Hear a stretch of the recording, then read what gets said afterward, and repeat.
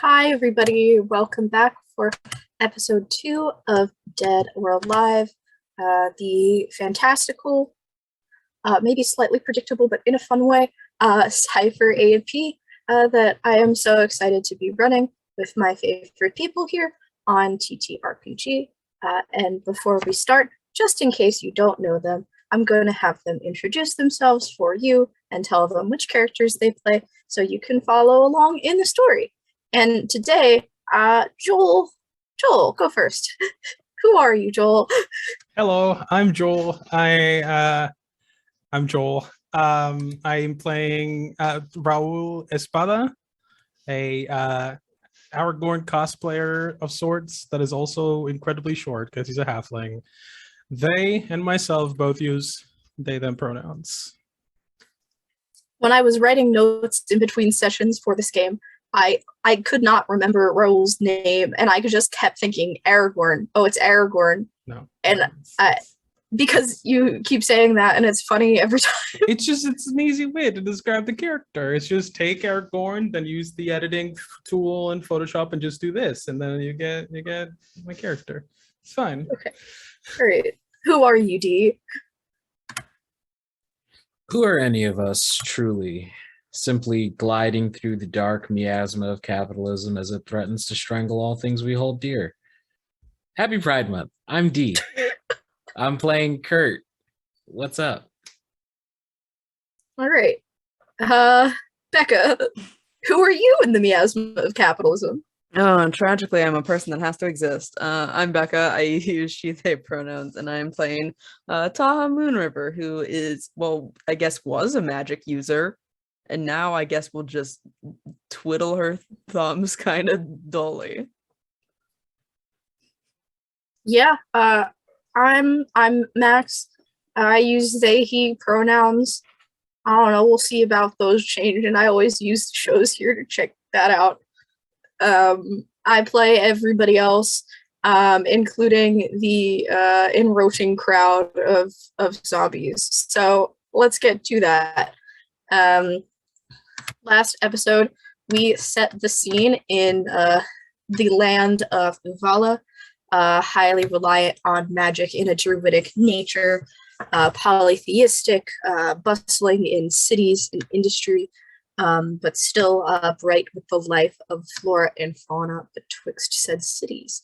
And our story began in Registoid, the capital city of Uvala, where these three lovely characters were going about their days, some of them doing their jobs, when the magic of the city seemed to go out. And while all three of them originally ended up called in by the Council of Mages, who serve as the highest function of government in all of Uvala, things ended up getting out of hand. We ended up corralling some folks into a nearby temple as a stronghold of safety, while some of the other high mages instructed people to stay inside. Some people outside are not behaving normally. You have individuals that appear dead, all things considered. I believe it was Raul who spotted someone who was dressed for a burial as a person would be, but moving and breathing. Also not moving and breathing, so normally very pale, as if the blood flow had stopped. And while there was only one of them to begin with, it seems that number is ticking upward, as from inside the church, the three of you at the end of last episode could see a small crowd of these creatures slowly approaching. And it's still not all of them. You can see that there are still people outside, and by people, I mean real people who look scared by this, not yet emotionless in the face or panicking, whereas the undead creatures that you are dealing with seem to lose that sense of emotion. Not all of them are dressed as corpses or in burial attire. While maybe one or two of them are, others seem to be in different street clothes and things like that. And as the I feel like there's not enough of them to call it a swarm. The The murder. posse, I don't know, approaches. You can kind of see a demonstration of how this works. It's not a bloody process, but it is very strange. As a frenzied woman tries to approach with a frying pan from a nearby blacksmith's to try to take out the nearest undead creature. It overpowers her easily, and it sort of sinks fingertips into the arm and bites the shoulder. But instead of blood dripping and all that, it's a little red at first. You see kind of like an energy transfer, like you were pouring from one glass into another. It's a little bit glowing and slightly strange, and you can see the life, the will of life, sort of leave her eyes as the woman slowly becomes part of the pack. So yeah, that's what you're up against. I see that we haven't forgotten about the name Crickety Crackety for the zombies. Lest we forget, I start work at 7 a.m., folks. That being said, you have a little bit of time. We can call it like a round of preparation. What do you suggest? Talking and stuff free. Actions, we can discuss how much time you have.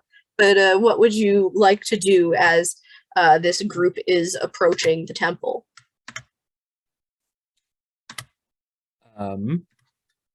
Curtis would like to sort of like squint and see that there's quite a lot of them and decide that he doesn't particularly want to fight in combat range.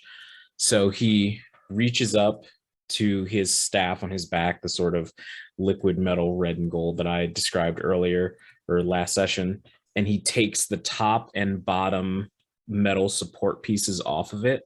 And there's very thin, very strong tensile string in it. And the two bottom slats of the staff that he's removed the top from bend backwards. And I'm going to take the round to string the bow mode of my staff rather than the spear mode. And I'll sort of check one like little pocket has the tensile fiber and the other has collapsible arrows. And I've only got let's say a D8 worth GM. Yeah, that's reasonable enough. Yeah. So I've got 5 arrows, and I'm like, I didn't bring the quiver, so we'll work with what we have. All right. And I'll clip the thing with the bolts on my belt loop and grab one out and unfold it. Yeah. You definitely have a few people looking at you because there's a number of people that have been crowded. This is probably one of the largest temples in the entire world, pretty much. They got a lot of room in this place, and a lot of people have corralled in here, partially thanks to Raul helping crowds come inside. So you definitely have a few people watching you, and though the priests and religious officials are trying to get people through the one door down to the basement, as they've realized that this is happening, there's a child looking at you. Mom, that's so cool. And she's like, come on, don't bother them. But you can catch that just as you transform your staff anime style. All right. What about the other two of you? Do you have preparations to make, things to say? I would like, unless there's like anybody in any living not crickety crackety beings coming our direction, if nobody is, except the crickety crackities, I would like to close the door. I'd say that that's pretty reasonable. I said you had time. Closing the door doesn't take long. You can get the front door shut. It is a decently weighted door. It has, you know, some metal ornamental things on the front. So you can get that closed. You can even lock it. Which way does it open? Does it open in or out? Usually I'm an atheist. I don't know which way. Ian, it's fine. Does it all go in? It's your fictional world. You decide. I don't know. It's a garage door. Well, I didn't Yeah, know, it just like, goes out. are they supposed to open out so like people feel welcome, or like the door at like the building that I work in goes in, and every morning I forget and pull on it first. Okay, they can go in. I'm glad that I amuse all of you. I'm just a little court jester. It's great. It's great. I'll just close them in the direction that they close. Okay. So those are closed. You got anything else?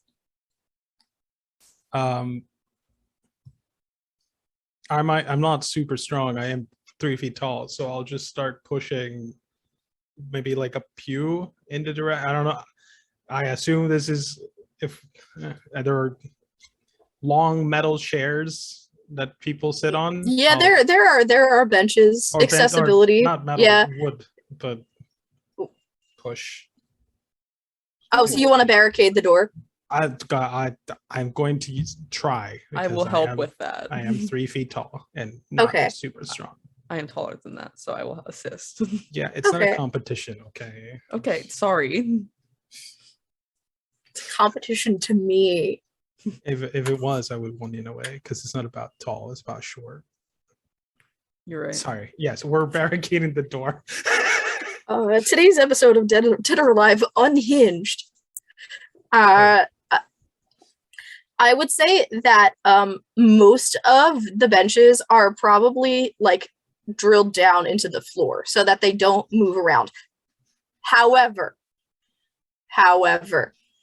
because they had a lot of people out, they have some of the extra ammunition in the back. They've got like some of the like when you run out of space at an event, so they break out the lawn chairs. They got a few extra benches from the back, so I'd say that you can pull 2 of them and push them against the closed door. I'll probably throw in a couple of lawn chairs on top of that just to There be sure. there aren't actually lawn chairs. I Oh. was using the lawn chairs as an example as to Gotcha. what the benches are. Like one of the See. plastic flamingos, just like toss it on top. Yeah. I think that there Yeah. should be a plastic flamingo, and Okay. he has like one of like those little like one of those stand things attached, and it's like talk to me to learn more about worship services I'll in your just area. leave it at the door. Like a this- cardboard cutout of. Oh god. All right. Taha, do you have anything else that you would like to do? I was just going to try to like assist with the barricading, and then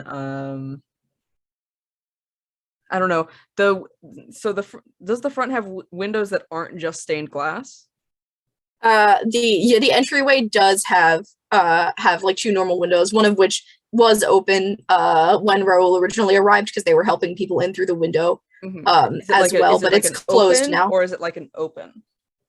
or an It's an open? it's an open. It's a side hinge. Okay. All right. I'll just, I guess, just watch them and just watch for like living people, non-crickety crackities on the move. Yeah. Because we watched that one person out there get murdered, right? Yes, one person who tried to attack them was rather unsuccessful, and did end up undeadified. Mm. I have a better word for this later on, but it Got the reveals crickety too crack. much about the origin of the disease, so I cannot say it yet. Do you want to like make a roll to look for people, or are you just in general on the lookout? I'll make a roll if you want me to roll. And if by Yeah, that you I mean can- I want to roll. So yes, let me please. Yeah, go ahead. Roll intelligence. Okay. This will be a difficulty of 2. Cool. I do have a, I don't know what are they called in this game? Ability, skill. I don't know this. I do have the ability scan. I scan an area equal to that's a small area. Never mind. I don't give a shit. Sorry, I got a 15. All right, that's way more than I needed. Mhm. So, in times of crisis, there are 2 kinds of people. There are people that only want to be alone, and there are people that have to be in a group. Recall the most traumatic experience of my film watching life, Train to Busan. There's a baseball team, and there isn't a baseball team. And that's kind of the phenomenon that, cry because I did too. 4 times 4 separate instances when I watched that film. And this is the phenomenon that you are seeing at this point in the outside. This is a rather populous area, and there were a lot of people outside. So you see one group of you recognize as students from your alma mater, all presumably magicless at this time, not very well armed, but very well organized. And they're kind of hidden in the shadow of a building that has more interesting architecture, so they can hide, sort of behind and stay in the shadow. And they seem to be discussing some sort of plan, but they're probably too far away for you to read the lips unless you had some kind of skill or mind, which you don't. I don't think. I mean, I can't mind read if I could. So Yeah. presumably. Yeah, exactly. Is Yeah. there a back door of this church?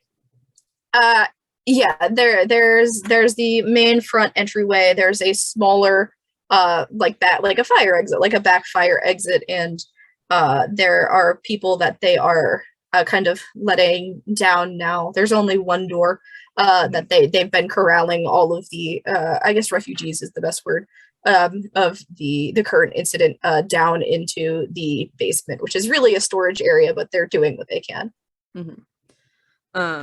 I guess if Curtis is nearby me, I will point out the group of college kids. Yes, there's the group of college kids. There is also a loner of sorts, bald guy, humanish, goatee beard.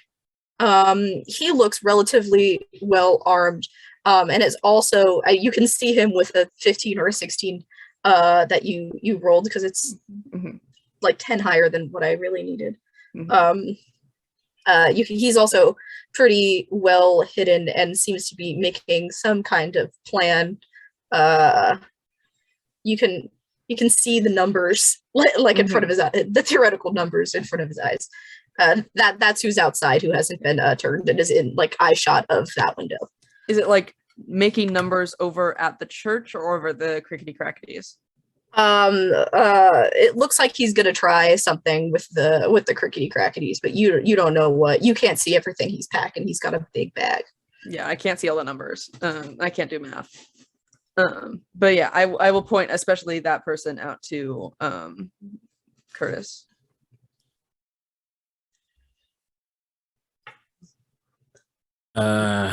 Do we want to do anything about any of the people outside? Or I mean, they're kind of there. So No, we should definitely try and get them into the church if we can. How about you focus on that, and Raul can run interference, and I'll try and buy you about, let's call it 8 seconds of time. that's not a lot of time to grab 2 different groups of people. Nope. Great. Plenty of time for us, I think. Make it work. Technically, I don't know if we didn't establish how many arrows I had. I didn't know that was a thing I needed to worry about. Um, I knew I got a quiver and a bow. yeah, you like regularly carry a bow as like your main weapon. I would presume that you have, disregarding the one arrow that you shot. Actually, you shot a few on the way here. Yeah. So you shot 3 on the way into here, and you made a shot at the one original one that you noticed. So whatever your full quiver would be, take away 4 arrows, and that's what you have. Okay, now to figure out how many arrows in a quiver. Yeah, my arrow amount is. Well, this what is size my- of this is quiver my- are we talking in case of here? emergency. A single quiver 25 to would 30. yeah, is what it yeah. says. Yeah, so let's just say you have 20 arrows. Let's make it nice and even. Perfect. I'll Um, take 10 of those and hand them over, or not 10, like maybe 6 or 7 more and hand them to Kurt and just be like, hopefully you're a good shot. Let's call it 18 seconds, and I'll tuck Alright. them in the belt loop as well. Okay. Yeah. So Curtis is going to be I shooting immediately forgot how many arrows I just gave you. 10. You just said 10, right? I think you said 6. 6? You amended. You Six. amended All it right, to 6. cool. yeah. So I Oh. have 14 arrows. Okay. Okay. And I also Sorry. have 14 arrows. ADHD. Yeah, you're telling me. Yeehaw. So I am absolutely wild today. I apologize. I had a long day. It's all right. So what did we just decide to do? Yes, Oh, so we're as- going outside, right? Is Yeah, what I we're was gonna doing? say. So Curtis was gonna try to shoot him down, and Taha and you were delegated to trying to get people inside the church. It sounded like And I was gonna go round up the people, and Raul was gonna run interference. Whatever. that Okay. means. Oh, I'll put my bow away and pull out my sword. Let's go. yay, being armed. Okay. I have a police baton. I have a short Judy sword that I use as a Bestie. great sword. In fact, you know what? I also, on top of that police baton, I'll hand you the broken taser poker. No, I won't. That's a lie. Actually, I'm keeping that Oh. because I don't Okay. have a melee weapon. Yes. Well, I guess my bow is a staff, but tensile, it would be pulled.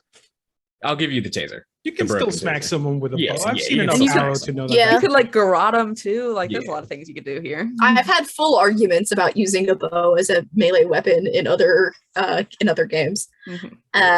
Listen, So- I've seen the show Ooh. Arrow. He does it all the time. If he does it, it means it's Yeah, Yeah. he is literally Arrow. Yeah. Mhm. For- It As would- someone that took archery in 7th grade, they totally teach you all of Arrow's moves. That is also the character's name too, is Arrow. Mhm. He's on the Okay. spectrum.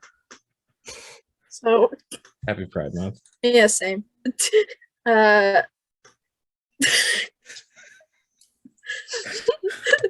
Just watching the amount of people watching this go down. What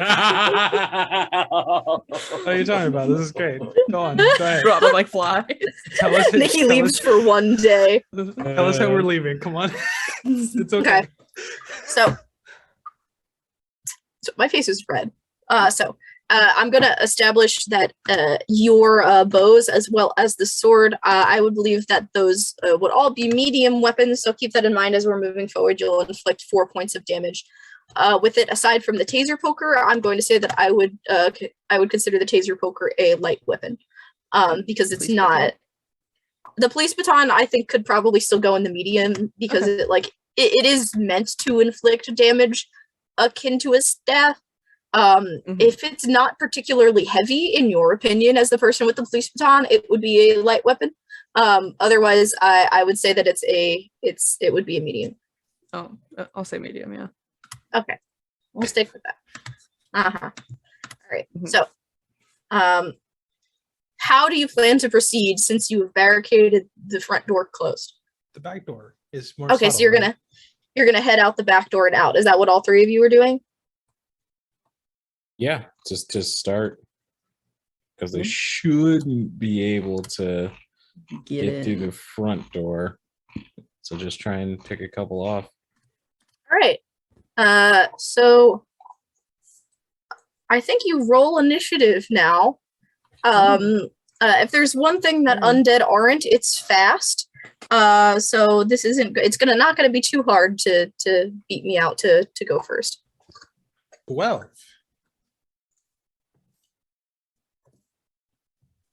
And we would only add things if we had an edge in speed, correct? Yes, correct. Okay. Oh, right. I need to look at my stats and shit. You don't. Yeah, you don't. When you roll, you technically don't have to add. You could. Oh, if I have an edge, what does that mean? I just add a 1? It's like a stat bonus. Yeah. Yeah. Oh, I get it. It's not 12, it's 13, unless another one of my stats says otherwise. Right. And then from there, you can spend points out of your pools to increase it further if you wanted to. Okay, cool. But an edge is like Good to know. I'm a quick Like you're kind of proficient person, in it. so Yeah. exactly. Yep. I am a quick boy. This is true. Well, actually, technically, I'm a That quick and is a 10 for me. 4. 13. Okay.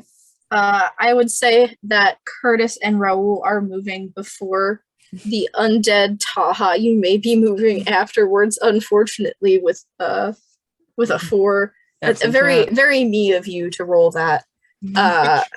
Frankly, works because we are running essentially interference for Taha, so it would make sense for us to draw the crickety crackity's attention. You rolled low for plot. Yeah, I I did it on purpose. I was like, So I'm gonna keep it tactical. actually. Galaxy brain. All right. I have a master's degree. Oh, Oh my god, I keep forgetting. I am that. also technically trained in initiative. I don't know what that means. All right, you know what? You just go first. Good solution. I'm just reading through what I wrote down as what I've been given. I don't know. I am stealthy, I'm sharp-eyed, and I'm a hunter. What do you want? You rolled high anyway, so Fine. So we emerge. What do I see? so around the back, no living beings are around the back quite yet. You round the corner up to the front, and the posse. I think it's funny to call them that, so I will keep doing that.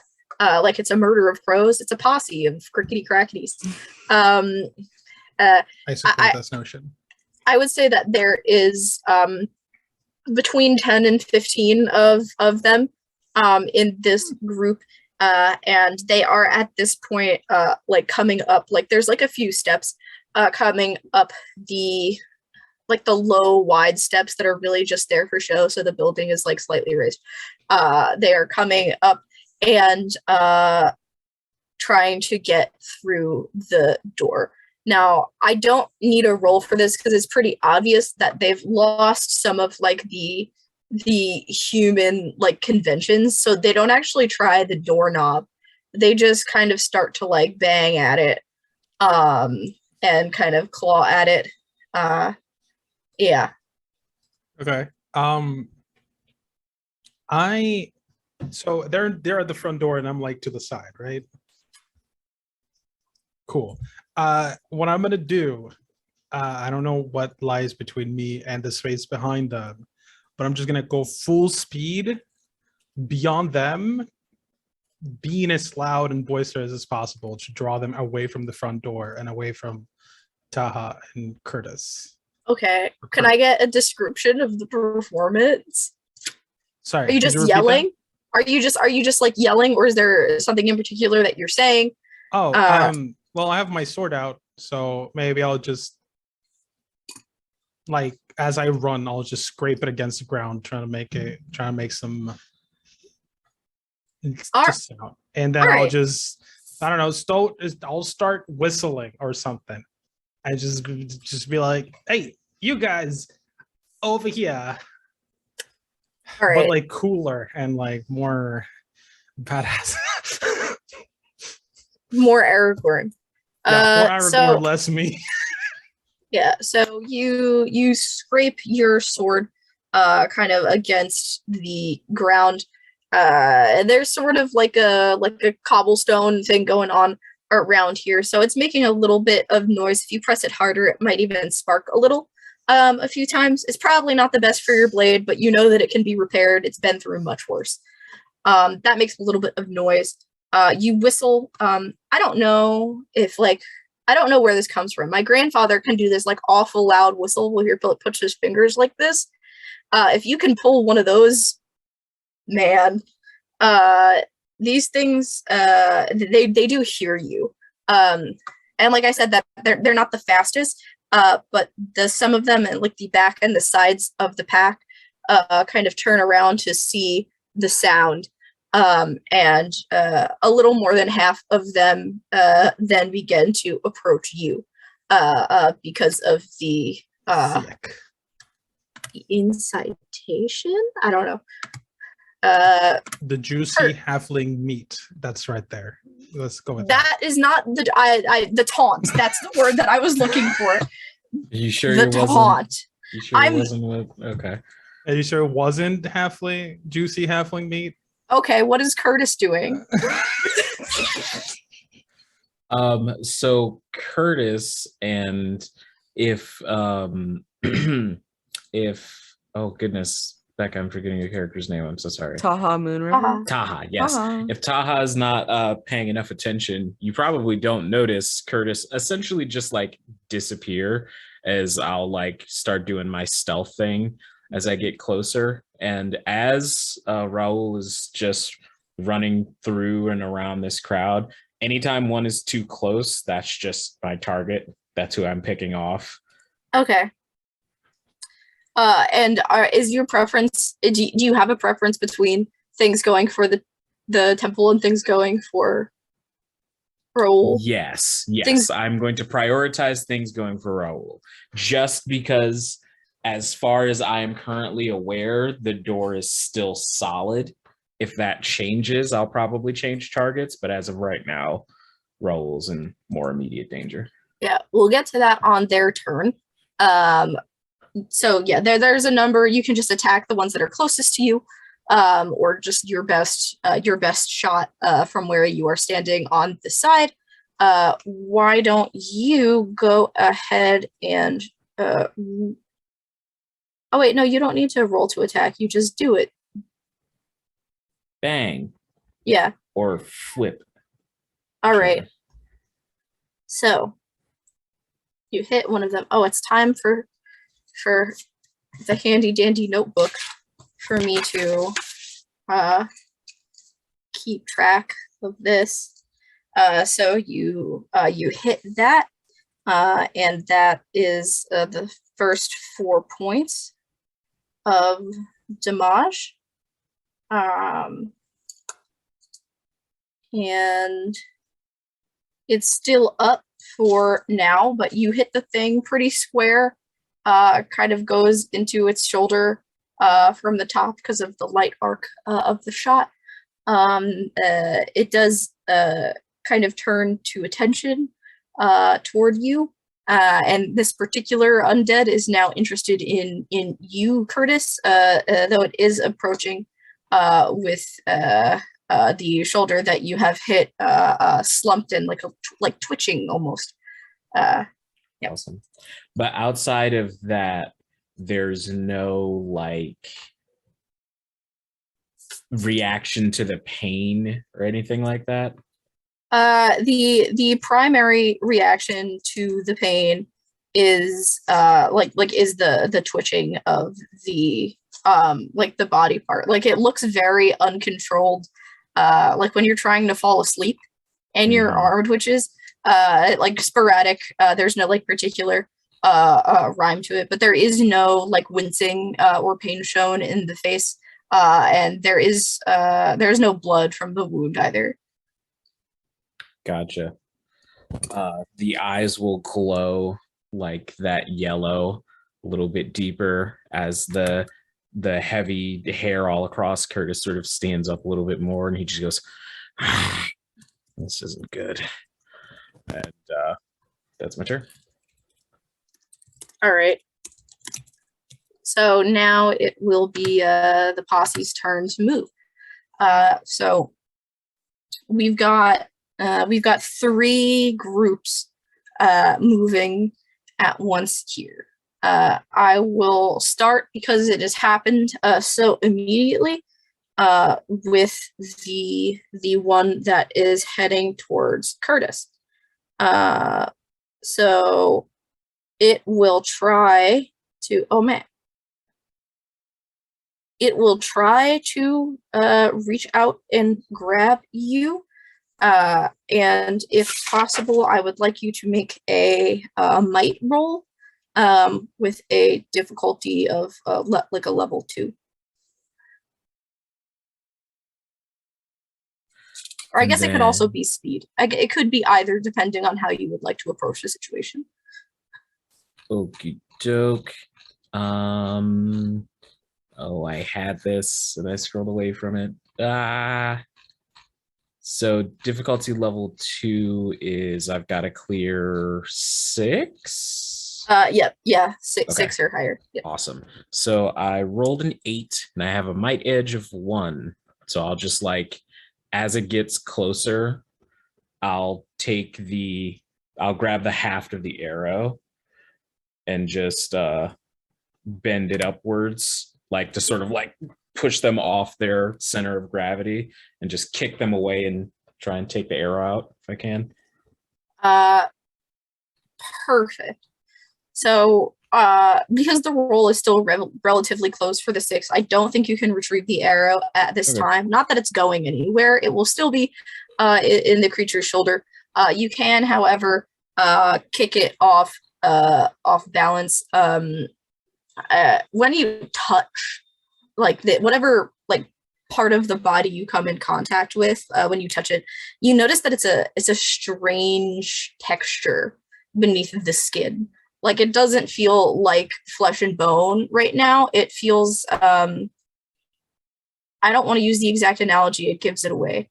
Almost like there's like small like layering of something beneath it, like padding almost, like the pages of a book, kind of. If you hold a book sideways and go like this on the side, it's a little bit stronger than that, like the texture of like a membrane if you were to push down, but the like structure beneath the skin feels like that. It's very like it disarms you mentally, hence why you cannot grab your arrow and you kind of miss it as the thing goes stumbling to the ground, and you look down at it.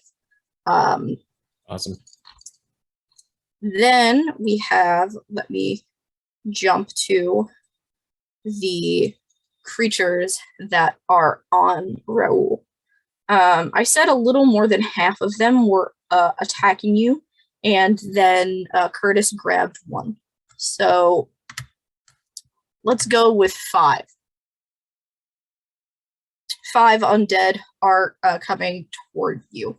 And you, I presume, have put some distance in between you guys. Yeah. So right now, my goal was to lead them away. Yeah. Right now they're trying to kind of push you against the flat of like the building across the street. They are approaching you that way, and they are kind of managing to arc around you like so. So if there's anything you would like to do attack wise or non-attack wise, please let me know. They're not gonna be close enough to attack you yet because you're on the move. So I'm gonna run away, but I'm not just running away specifically. So much so as I want to lead them in a particular direction, because I have just far enough that I think I obviously I'm not super familiar with zombies or crackities or whatever, but I presume that after a point they'll just continue wandering in the direction unless something else distracts them. Yeah, you noticed last episode, you noticed their eyesight isn't the best, but they can hear and kind of like feel like earthbender type of feel a little bit more strongly than the actual like eyesight. So they will follow the thing that they are following or try to enter the building that they are entering until something else grabs their attention. Then I'll just lead them like away, and then I want to use one of my things, but I don't know how much freedom I get. So I'll just, for now, I'll just keep leading them away. Okay. We will leave that, and I can say you can prepare whatever your thing is for the next round. Yeah. Third grouping, the remainder of the undead that are trying to enter the temple. As they are pushing, sometimes when you apply pressure to something that is like an uneven pile, it eventually starts to flatten out, like a sandcastle that you've slammed your hand down on top of. So eventually the ones in the back kind of begin to naturally spread to the sides, and start to bang at the windows.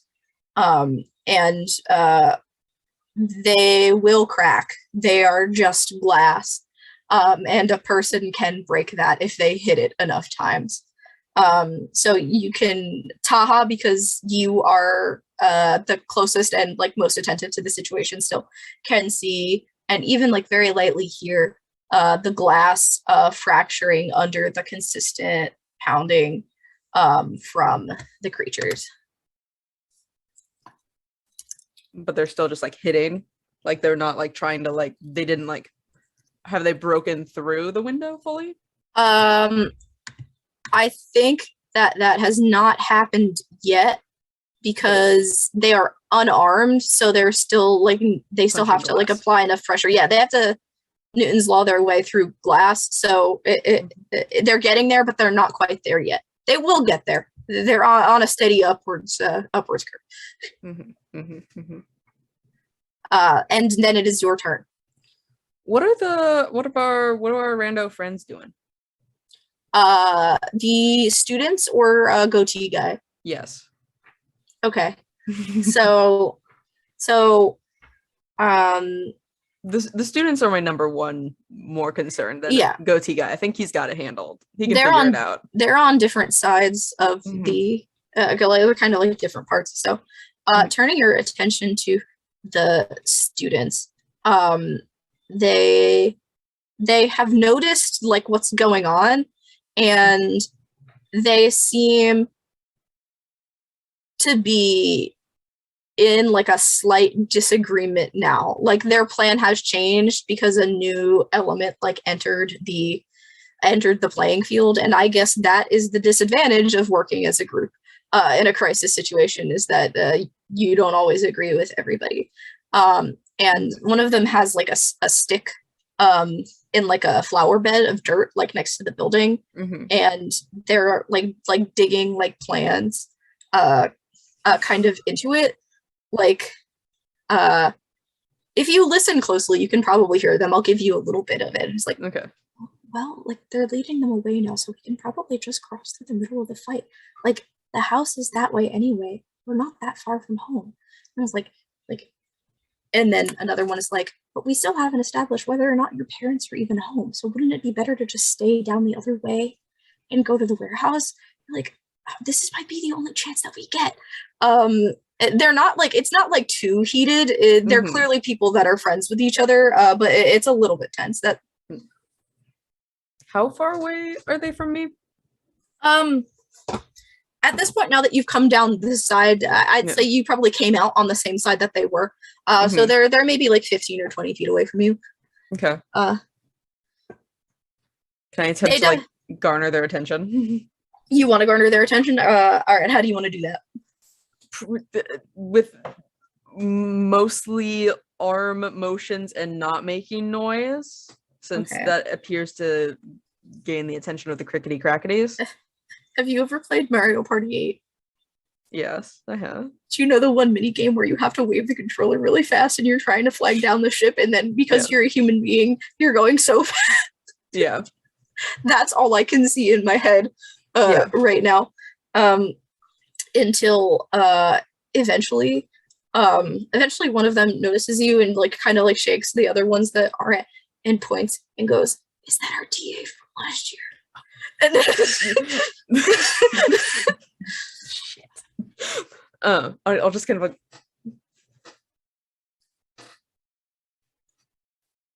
okay, and they form. You can like see like the academic like discipline in them. It's like a little bit. It's a little bit freaky to see it in action because it's honestly rare. Mhm. But they fall into like a line and they step like in time like with each other. Like to try to like not make a noise as they seem to have picked up on it too. Mhm. And they come to join you. Mhm.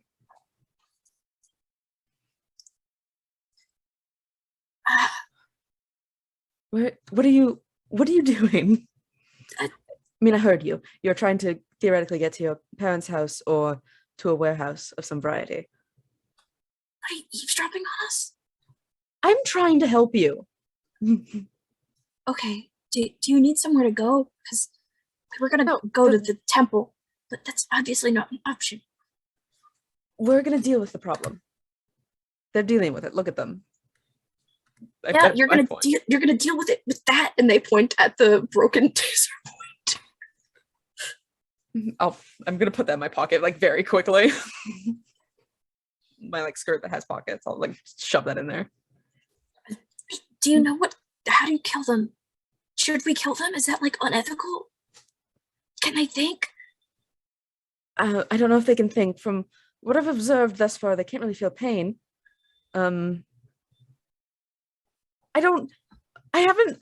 It hasn't been that long enough that I can't think of the, moral ramifications of, in fact, theoretically, they're already dead. I assume you saw their attire? I mean, yeah, but like we just saw that lady, and like, I don't know. We didn't get to this yet. I have no idea what these things are. At the moment, we're referring to them as the crickety crackities. I don't. Stupid. It is, but it's catching. I mean, if you still want to try to run across the street or whatever, you could. Or I mean, is there like a way like they could just like kind of do a big loop around the temple to get to where they're going? Yeah, they now that the undead are like kind of like all in their own individual missions, if they are quiet enough, they could probably get around the back of the temple. I mean, you could try to run through it if you really want, or you could loop around, and then if you don't find what you're looking for, probably return here and hopefully this situation will be dealt with by then. Okay. Are you sure you don't want to come? No, I'm good. I'm on a mission from the mages. Oh shit, you're on a mission from the mages. Mages are okay. And they all kind of start to chatter, and like then one of them is like and they all begin to move out Okay. To go around back the temple. Cool. That's probably long enough of a turn for me. I mean, all things considered, other people did multiple things, and so you get to have a conversation with some 20-year-olds. Yay. That brings us back to the top. Raul, you were preparing something. What was that? So you tell me if it's possible, but I have a thing called Evanesce, which is it's an action that I can do. And essentially, it reads: you step into shadows or behind cover, and everyone who was observing you completely loses track of you. I would say that is completely reasonable, especially because we are in we're in a city environment. The idea is to run around a corner, dragging the crickety crackities away. My apologies, and then once I'm out of sight, duck into cover for a little bit just to let them continue chasing my mirage, and then you join the others. Yeah, I think that is plenty reasonable. Sick. Down the street, you turn into an alley between two buildings, and you are quicker than them, and you're able to just hop up onto a fire escape. And they walk, and they don't like have the sense to like look up. That is a lot for an undead neck. They don't see you and kind of just presume to keep going. and thus they continue in the direction down that alley. So you've led those ones astray, and you are free to head back towards the front of the temple. Cool. Then I'll do that.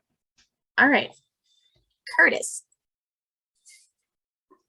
Curtis is going to so now that Raoul has sort of like disappeared, are the crickety crackities like turning back to the door, or do the ones that Raoul distracted seem more intent on trying to find them? The ones that Raoul distracted are heading in the direction that they like think he would be, because that's like still like their current like preoccupation. Right. So they are not heading back toward the temple. They have evaded that group. Those, you can consider like that block of like 5 undead out of the question right now. Roger that. Let me just real quick. I was hoping I'd be able to find it before it got back to me, but I could not. So I'm just looking for one of my abilities. I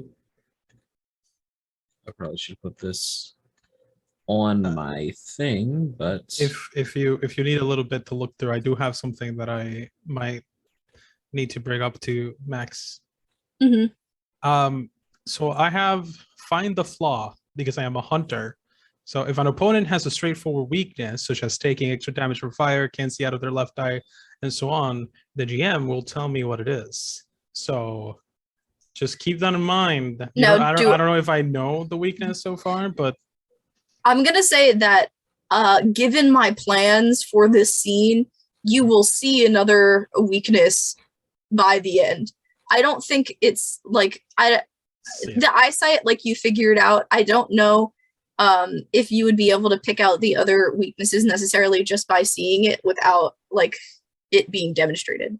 that's But fine. we will demonstrate.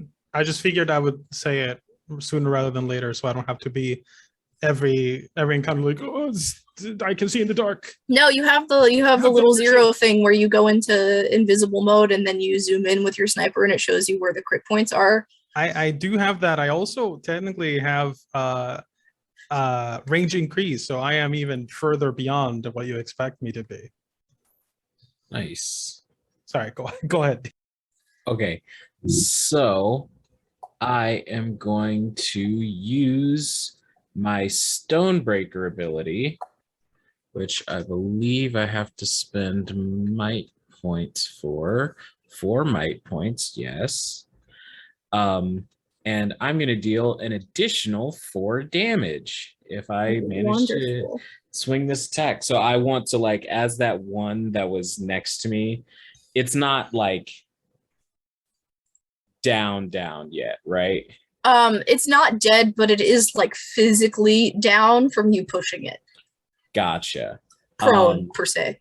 Then I want to walk up to the next nearest one and just like baseball grip and swing. Hey, better. Go ahead. Exactly. Do. Max, please. Max, please. I mean, I guess it doesn't matter. Yeah, that is a 20. Boy, they. It's not a natural 20, is it? No, I rolled Okay. rolled a 19 and I have a might edge. Okay. I think that is plenty. So you're gonna inflict with the +4. That's 8. 8 damage. 8 yeah. damage. All right. Yeah. So this is like a little bit disturbing. You hit this thing with a bat. Actually, no, let me adjust you. What like part of the body are you exactly aiming for? Are you hitting at the head? Are you hitting at the back with the legs? So Curtis is doing what he feels he has to do, but he's still not completely reconciled with these not being people. So I want to aim for something that would like put them down, but not kill them. Just like you're not going to be able to get up from this hit. Yeah. So let's say I aim for like a hip. Yeah, I would say either that or you could go for the backs of the knees. But yeah, you can go for the hips. You connect, and the whole body kind of skews from it. This one also like loses balance and ends up dropping to a knee. And then from the way that they have dropped to a knee, the ankle has like twisted on the ground in a very uncomfortable looking fashion. Dope. Wonderful. Awesome. All right. We've got the undead now. So the group that Roll was working with was gone.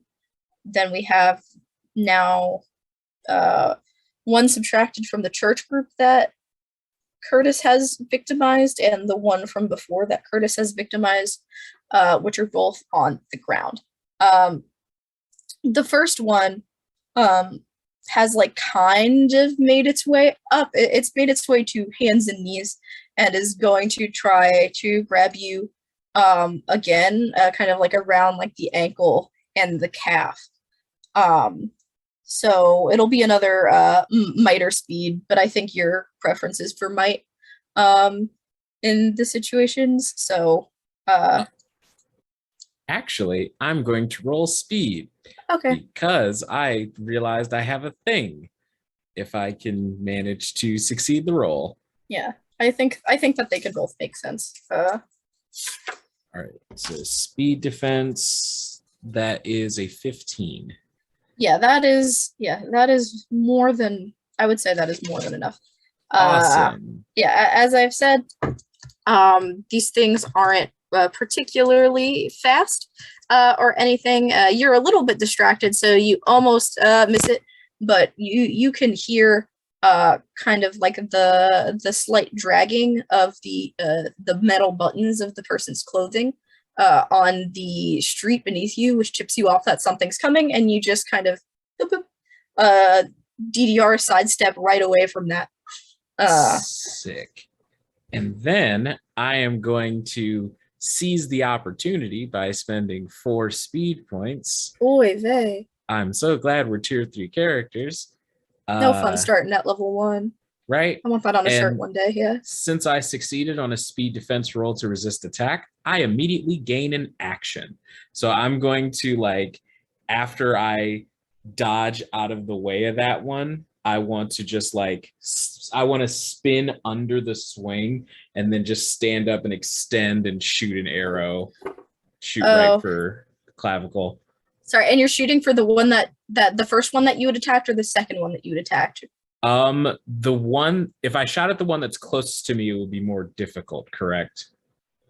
Yeah, I would. Yeah, because point then blank with a bow. I'll just go to pin the one on the ground down. Perfect. And the difficulty of this attack is reduced by 1 step. Okay. That was already only going to be for you because you are trained to 2, so now it's only level 1 difficulty. Awesome. I got a 20. Let's go. Oh. All right. So this one this second one that you had pulled away from the church group and gotten down to the knee, as you're looking at it and the way that it's bent and twitching and like trying to recover in such a way that it's not human and it's not animalistic either. It's so like uncanny to you and freaky that you have like that surge of adrenaline, that extra action, and you manage to string a shot and like shoot it right through the neck. And the force of the arrow with a relatively close shot kind of sends it like falling forward, where the head would hit the street beneath, and it does not seem to move after that. Curtis will sort of just like tuck any guilt of that. Like the training just like takes the guilt and sets it to the side and just like stay on defense. All right. Then we have the group at the temple. I would say this is the round where the glass officially shatters. Yeah, the glass of the windows, not at the same time, but pretty close to each other in seconds. The glass shatters in the windows. The two undead that were pounding at those that can then kind of like, it's not very graceful. They more like fall inside than they climb inside. And the noise of that does get the attention of the other undead that were at the door, and they begin to head through the windows. If you look inside, the Frogfolk priest that Curtis was familiar with, Father R, if you want, is standing there clutching his holy symbol with like a poker that's like meant for the fireplace. He looks very scared. And then it is Taha's turn. Did I see/hear that happen? It's the sound of a glass window breaking. I would say everybody heard. Okay. I'm like near or the back door, right? So the kids kind of like around, or did I just like? Oh, did you lead them? I thought you just sent them. Oh, that's so cute. I mean, I don't know. They were following me like little school children. Because if I'm at the back door, I'm just gonna rush through it towards the front of the church. Yeah, I'd say you're close enough to the back that you hear the glass breaking, and you rush in time to see R is standing there with the fire poker. And he definitely like hears you come in, like you can see him side glance, and he doesn't know who you are, like from that little vision, but he knows that like you're a person with autonomous thought, so he's not bothered. So he keeps his attention forward.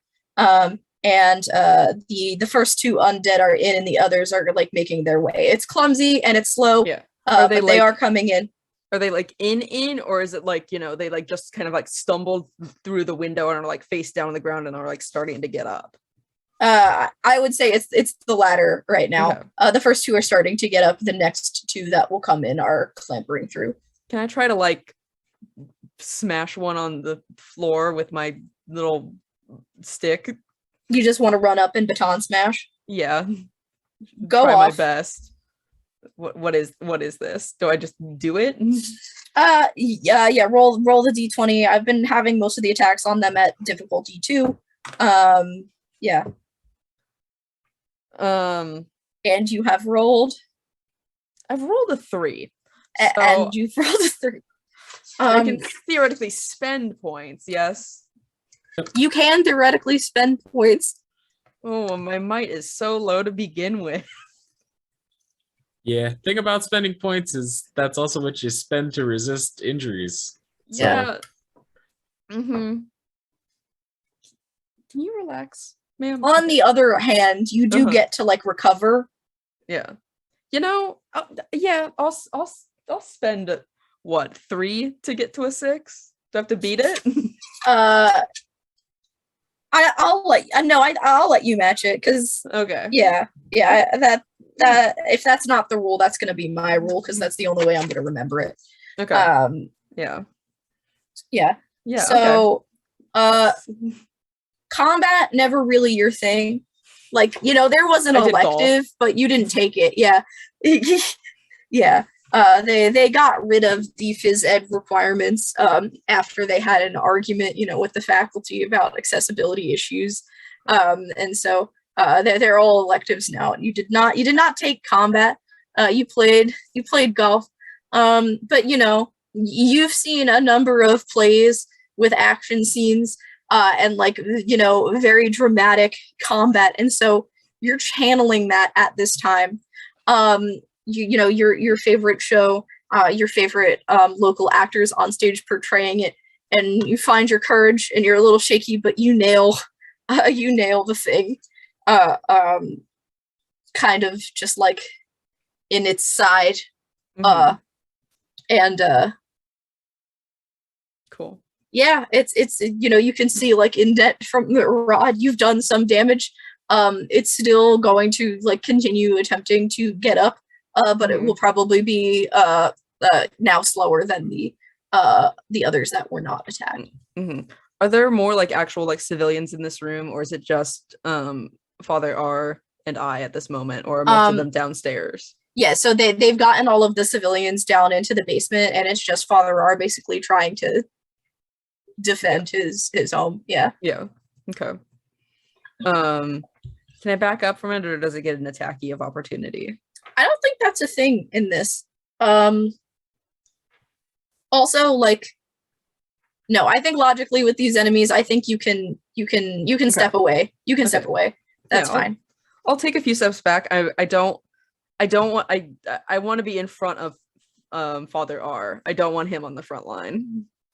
He's just a frog. He's just a little guy. He's just a little guy. Yeah. Yeah. I guess he's kind of like a medium-sized guy because like there Yeah. are pixies. He's like a Raoul-sized guy, Mhm. a little bit shorter actually. Oh, he won. He's a frog. He won the short contest.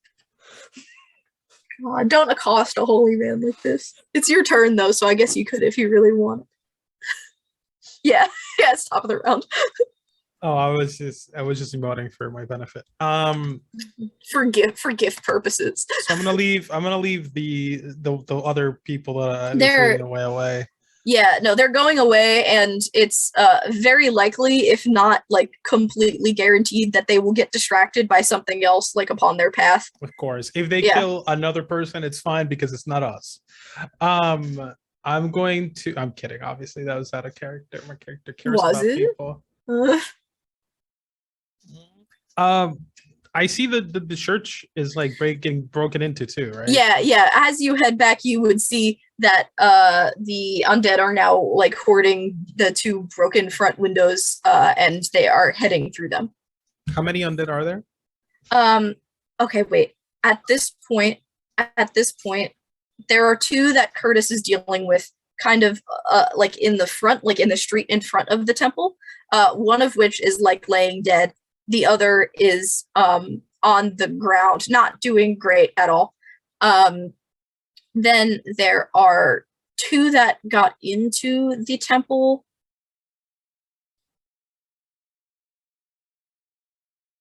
And there are 5 more that are on either side, like going through the windows. Not me doing math. There is a number of undead, is what I gather from that. Okay. I am going to try to angle, rather than going directly at the church, I'm going to try to go to the side and try to, it depends on whether you'll let me or not, and what the dice decide. But I want to hit one of the zombies that is trying to get through a window to try to like knock it into the next one and just kind of make them stumble and slow down or stop their advancement in the window. So are you basically trying to like domino topple them from going through? Not all of them, just the ones that are directly in, like about to go into the window, just to be able to like make a small crickety crackety blockade, if you will. Got you. So you can go to one side, and that wouldn't be with your weapon. That would just be like a melee attack. Well, I have my bow. You're gonna use your bow to push?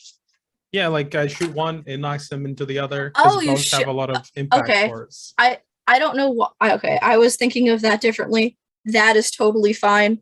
No, I'm not gonna put myself in danger. Make your shot. Well, we're gonna keep that level 2 difficulty, so you need to roll a 6 or higher. Okay. That is a 9 on the dice and a half. Wait, this is might or speed? This is might. Okay, I still have an edge on it, so it's 10. Okay, wonderful. I don't know what I need to beat. So yeah, you have rolled. I don't know if I add. Do I know to add? Like, how does the adding points work? Well, you don't need to add anything to it. Like, you knew the difficulty of the roll. You got the difficulty of the roll. Oh, I succeeded. Yeah, you succeeded. So you Oh, don't need to cool. you don't need to add Alright. anything. All right. I wanted to succeed. I was willing to spend points to succeed, but okay. Nice. Wonderful. All those Okay. years cosplaying Aragorn really paid off for Raoul. Please. So yes, your training comes in handy. You shoot perfectly fine on the side that presumably has like the one more. Sure. Yeah, that's what I would think. I'll do that. Raoul is smart. You hit it. It kind of hits in the chest. There's like a dramatic kind of like stumble back. They do kind of trip over each other into like a weird little dog pile. So now there are less of them that are trying to get inside. You would see this Taha from the inside. That an arrow hits on the right window where they're trying to enter, and they topple down for now. And that brings us back to Curtis. Okay, so Curtis, whose teeth at this point are looking a little longer than you probably would have remembered them, is going to sort of, man, because there's still like one that's harrowing me, but the glass broke. Do I see where Taha is with the folks that they're trying to get in? Yeah, the windows are relatively large. So like if you're looking like at the windows, you can probably see her as she approaches the first one that came through the window and beats down at it with the baton. Yeah. Okay. Looking at the way that Taha beats this crickety crackety down, do I feel like Taha's got it? Or do I, and this is more a question for Becca than Max, really. Do I feel like Taha's got it, or do I feel like she got one, I need to get over there? I mean, it was not a face of confidence, and it was not a strike necessarily filled with confidence. It was something that, theoretically shouldn't have hit. Okay. Gotcha. Then she's trying her best. She's being a very brave little girl. Roger that. Then I will fire arrow number 4 at the last one that's following me. Okay. And I'll do that as I'm running toward Taha. All right. If you're doing it as you are moving, I'm going to up the difficulty slightly to level 3. Very fair.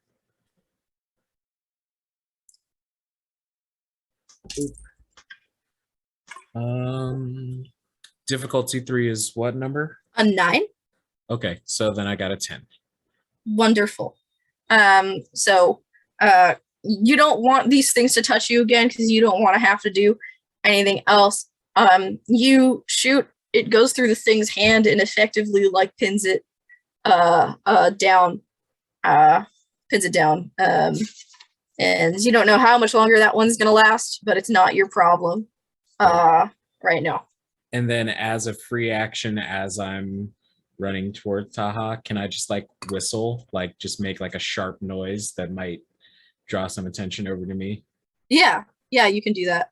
Awesome. Yeah, you whistle pretty loudly, and some of the undead that are still up trying to get in the other window, like the last one on that line, kind of turns to see you. Yep. Okay. Damn it, I just came up with such a good idea. It looks like you might also have the attention of some of the ones that were knocked down by Raoul, but we'll have to see which way they go when they get up. Okay. And that leads me to Raul.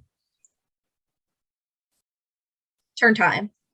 Hello, it's me, Raul. How am I? Am I within? Okay, so hear me out.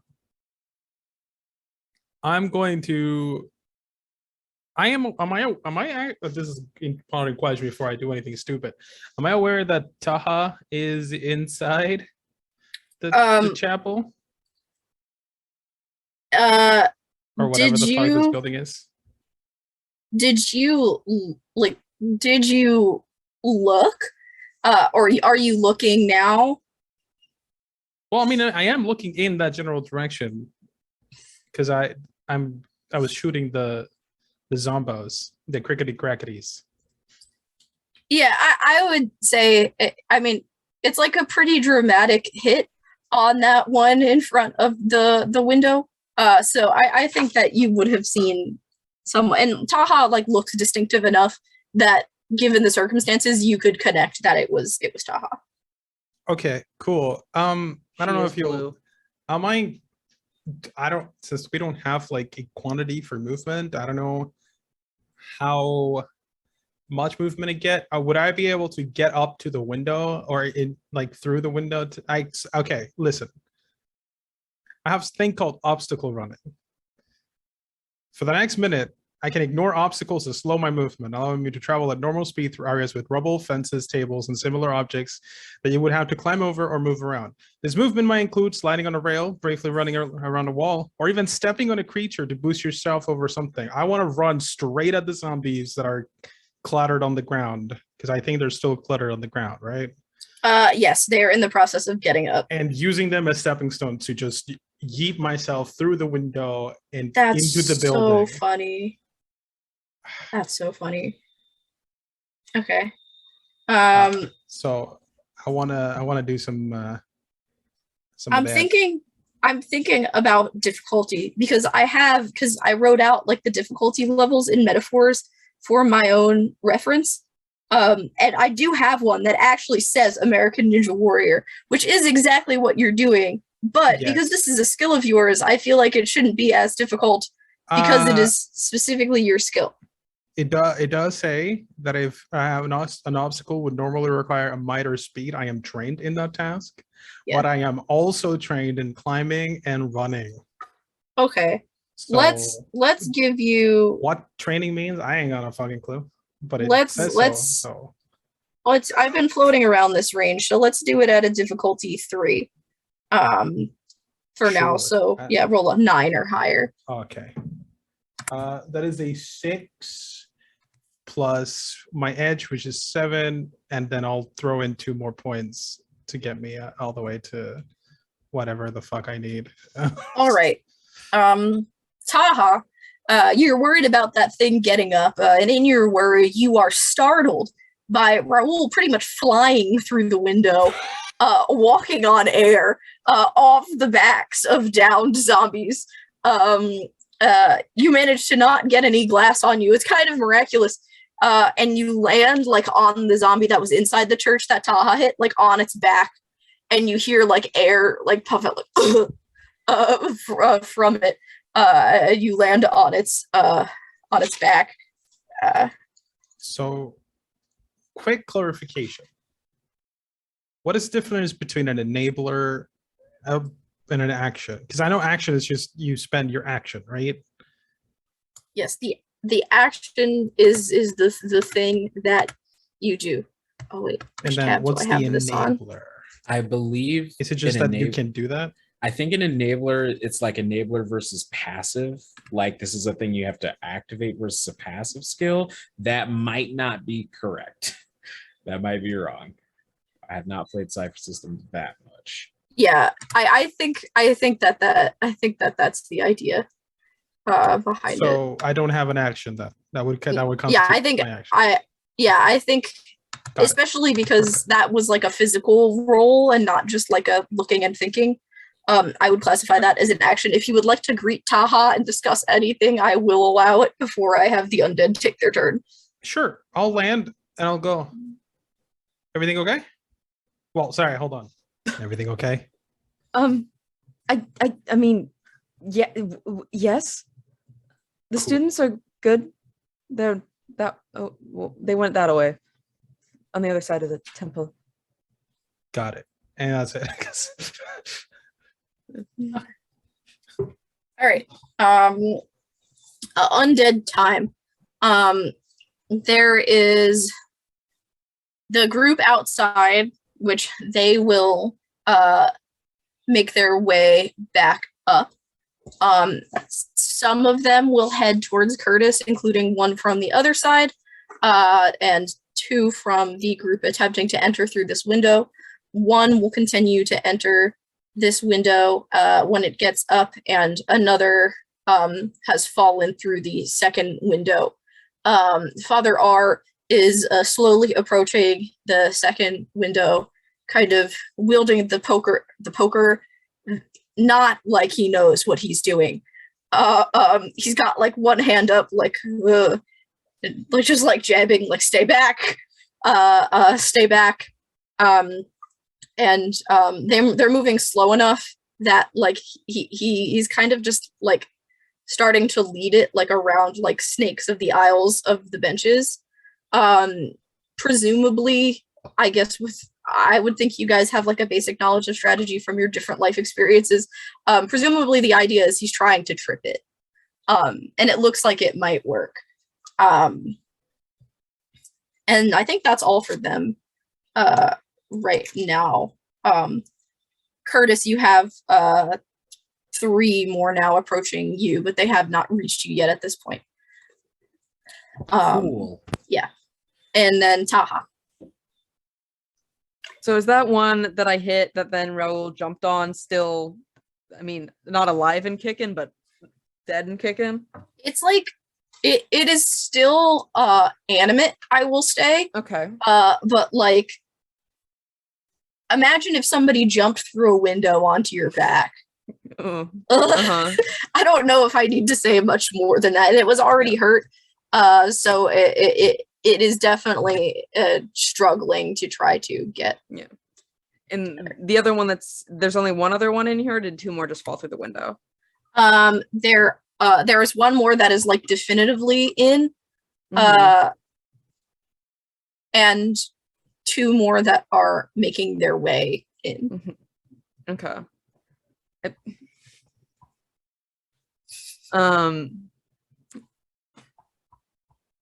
So could I like theoretically like lean out of the window and like put my arm through the window and like kind of like bat them away? Well, there's one that is coming through each window, so you run Okay. the risk of coming into contact with it. But you Okay. can attempt to push it back. I mean, yeah, I'll attempt to kind of like take the police baton in 2 hands and kind of just like push it back. I mean, Okay. it's not necessarily a 2-handed pushing kind of thing. No, but I will- that's smarter to keep yourself safe, and I respect that. So you can roll rolls a die. rolls they die. Rolls a die. Is this a might die? I would assume. Yes, This it is a might die. I got an 8. All right, that is that I needed that 6, so an 8 will work. Mhm. You hold it as far towards the edges as you can, and you push back. It hits it like right where the collarbone would be, and this one that was trying to come through the window stumbles back. It's been knocked back a lot of times, Mhm. and it's been taking some blunt force trauma for sure. So that one I think will likely stay down at least for a while. And we will deal with the remaining group of them after a break. So everybody get your water, snacks, and stretches in, and we will return soon with the rest of the episode.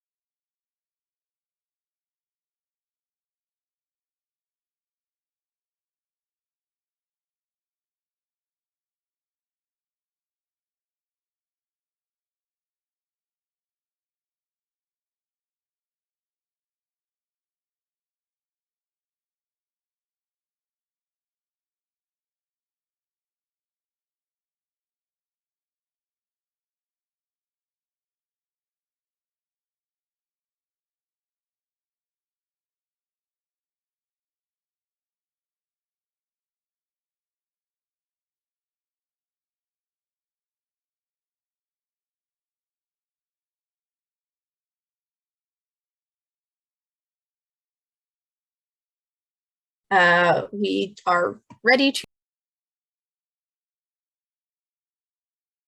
amount of undead that are faced by our party and some surrounding NPCs. Right now, we're dealing with just a few within the temple and getting into the temple, and a few that have turned their attention to Curtis. Because it is the top of the round, Curtis, you've got 3 currently mostly uninjured undead that are approaching you after you've made that loud ass noise. Cool. I will fire arrow number 5 at someone. I hate that my Stonebreaker has to be a melee attack, but that's my life. So, ooh. What difficulty is this? Sorry, you're attacking with what? My brain just blanked. I'm firing an arrow. You're firing an arrow. Mhm. Yeah, it'll stay at difficulty 2. Okay. I would assume firing an arrow is not a might check, huh? Yeah, that's definitely more of Speed. more of a slash speed. intellect. Yeah, more. I would call that speed because it's like an agility, reflex, aim. Right. Yeah. Well, I rolled a 4, so I'll spend 2 speed points to bump that up to a 6. So All that I right. succeed. All right. Is there any particular one you're hitting? Does it matter to you? Let's go with the one that's in the middle, if there are All 3. All right. So you go for the one in the middle. You kind of like, you're gonna miss, but it ends up like when it ends up moving, it actually accidentally steps into the path of the arrow. And you hit it. It lodges pretty deep in the like their bicep. It looks kind of gnarly. Nope. And that's my turn. I don't really have anything else to do. Okay. Raul, now inside the temple. Hello. That's me. So the old geezer is leading a zombie around. He's top of not the that fence tower, old. right? He's yeah, he's given He's playing tower defense over there. yeah, he's given them Okay. the old runaround. Yeah. And then there's one on the floor that Taha is fighting against. There's one that was on the floor over here that you like landed on. That's like not well enough to stand up as quickly as it would have been before that. There were more trying to come through the window, but Taha pushed them back with the police rod. On the other side, there is one more coming in, but the other ones that would have came in on that side are distracted by Curtis. So you'll have a total of 3 in here, incapacitated or not. That's what you're going to be dealing with. So one on the floor, one with the frog, and one at the door, a window. Yeah. One finishing its way through the window, one following the frog, one on the ground near you and Taha. Cool. I am going to shoot the one coming at the old geezer. Perfect. Why don't you make that shot of a difficulty 2? I mean, it's a 6. I think that beats the That meets it. Yep, you're good. But I just rolled a fucking 5. It's tricky. It makes you like a little nervous, like not trying to shoot the priest. Definitely not the right course of action here. But once he sees what you're doing, he kind of like he does his best to jump over the next bench and duck, and it gives you a clear shot. You hit. Cool. You hit the thing. Oh, I hit it for 4. let me mark Because I have a bow. Also, that down. You hit it for 4. I know we talked about the enabler stuff. I have something that applies to when I attack, but it's an enabler, so I can't use it. Wait, what is it? It's attack flourish. It says with your attack, you have stylish moves, entertaining quips, or a certain something that entertains or impresses others. One creature you choose within short range who can see you gains an asset, whatever that is, to its next task if taken within a round or 2. enabler. I think you can do Yeah. that. It's with your attack. Yeah. Right. Yeah. I With think your I attack. think it's kind of like to make a 5e analogy. It's like a cantrip that lets you make a spell attack as a part of the Yeah. casting. This is like an add-on to your existing attack. Sick. Uh, I'm gonna shoot the arrow and then I'm gonna turn to Taha and be like, "Don't despair." Well, sorry, don't despair. Keep going. how nice. Okay. And you Yeah, get of an course. asset on whatever you do next. I guess. Wait, what is So that? I I don't know. That's not my job to know. Okay, great. Cool. I am going to after this turn I will display your asset and it will tie in with something else that I talked about earlier. The asset is going to be knowledge because I'm a pain in the ass. But it is time for the zombies to move. So Raoul shot this one that was following around Father R, like kind of like in the thigh, like the side of the thigh, as it was like trying to climb and move. So that caused it to kind of like slip back and kind of like fall against like the back of a bench, which hits it here. You hear like a little bit of like that spine crack when you get a good back crack, but not in a pleasant way. It's still alive, but it needs to get itself up. And once it is up, its attention has now turned to you instead of the father. So that one is now heading this way and closing the distance between y'all.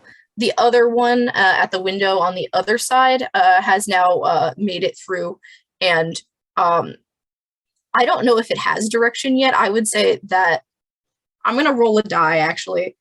On an odd, it will head towards the priest. On an even, it will head towards you and Taha. That is a 5, so that one will go for the father now. And yeah, the other one I would say reasonably is probably still like trying to get up off the ground, but with the two of you monitoring it right there, I don't know how far it will get. Taha, before you start your turn, Mhm. you know, have been kind of inspired as an academic, as someone who considers himself observant, by Raoul. And you remember that there was that guy outside, Right, him. and you're like, is he still out there? Like you totally forgot. And you know, the whole like despair, not like you want to make sure that he's still okay or that he's done what he was going to do. Curtis, you would probably see this pretty clearly as he is coming to your aid. And he basically is like, get back, motherfuckers. And he's got a can of hairspray and a lighter. And Yeah, like Curtis sees him approaching and is like, sees that he's not trying to, or that the person is not trying to harm him, but just like as soon as he lifts up the lighter, just, oh shit! Yeah, and you just, can, like, yeah, you have time to you have time to get back. He's not aiming towards Right, yeah, you yeah. at all. Yeah, so this noise will catch your attention as well, Raoul. As you can then like hear the noise of like the heat of the flame in the air, and so all three of you will see the undead that are on or that were approaching Curtis light, and now there is like some kind of like instinctual panic in them. They still can't move fast, but Curtis, with them facing you, you can see it like in their eyes.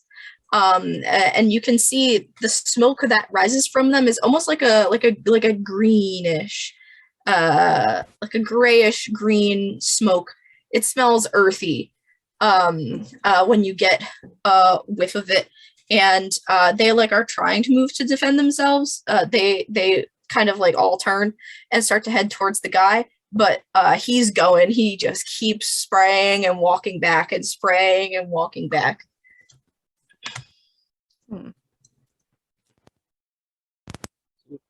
Do. Cool. Is it me? Yes, then it would be you. Am I still holding back a crickety crackety at the window? You push them like to the ground. Mhm. So that crickety crackety is down. Mhm. You can like reach over and hit at it now if you want to continue that trend. Otherwise, does it seem like its attention is drawn towards the flamethrower situation outside? kind of like kind of just like looking at it, Mhm. while it's still on the ground, Okay, I'm going to, and there's the other crickety crackety that's trying to get up behind me but failing miserably. Yes. Can I take a look at it? The one that Yeah, Yeah. because I'm like relatively close-ish to it. I kind of want to like check it out and see what's up with it. you So can I have my scan ability, which costs 2 intellect points, and I scan an area equal in size to a 10-foot cube, including all objects or creatures within that area. And then Okay. scanning a creature or object always reveals its level. You can also learn whatever facts the GM feels are pertinent about the matter and energy in that area. For example, I could learn that the creature standing before me is a mammal with a small brain. And this ability doesn't tell me what it means. It just tells me shit about it. no, we can definitely do that. Cool. I would say that if you like get close to it again, you will Mhm. need to make a speed like roll as well. So that will you can attempt to like get close to it again, and I will give you more information if you do. Mhm. But you run the risk of it trying to grab you. If you keep a foot or two distance, you can still get information. It will be less, but you won't be at risk. For now, I'll keep a foot or two distance. Okay. So this is what I can tell you about this thing. Let me actually open the weird I technically like kind of mushed 2 stat blocks together Mhm. to make something that I mean, if you tell me what a level means in this system, I won't understand it. So that's fair. I will tell you that these things I'm going to just speak in max terms. Please do. These things have like a low brain function. So there's definitely like they can do stuff, right? Obviously they're walking, they're banging on doors. They have some kind of prerogative, but that Mhm. prerogative it's connected and it's to expand the network. They want to make more of themselves ultimately because they aren't eating people, they're biting them. There's no like consumption involved. I can also like reiterate from you that they are definitely like some kind of undead form or not alive in the flesh and blood sense that like human and like humanoid creatures to be. So there doesn't appear to be like a steady blood flow through them. Like you don't see like veins like full of blood in the arms or anything like that. You don't see bruising necessarily forming near like the hits of the wound. They'd be covered by clothes anyway, but if you did. They're all kind of like paled. The life for the most part is gone from the eyes, and you can of course note that flame in a very traditional way does not work well for them. On the color of the smoke, I'll say that it's significant for like an origin reason, but I'm not going to tell you why. You can think on why that might be important. The note is that it's important. Yeah. Okay. I think that that's appropriate. Yeah. Yeah, and that is an action. That thing is an action. So that's most of what I am doing this time. Yeah. You're seeing. It's your turn to see all the numbers. You're figuring stuff out. Yeah. Uh-huh. I want to like make sure that the Zambo doesn't come back to the window. You got it. You can kind of just lean it up. Yeah, mine near my window. Yeah, I'll just yeah. hold it. I'm like Yeah. holding it there, and I'm just like looking at this other Yeah. one on the ground. I'm like, huh. That's a good picture.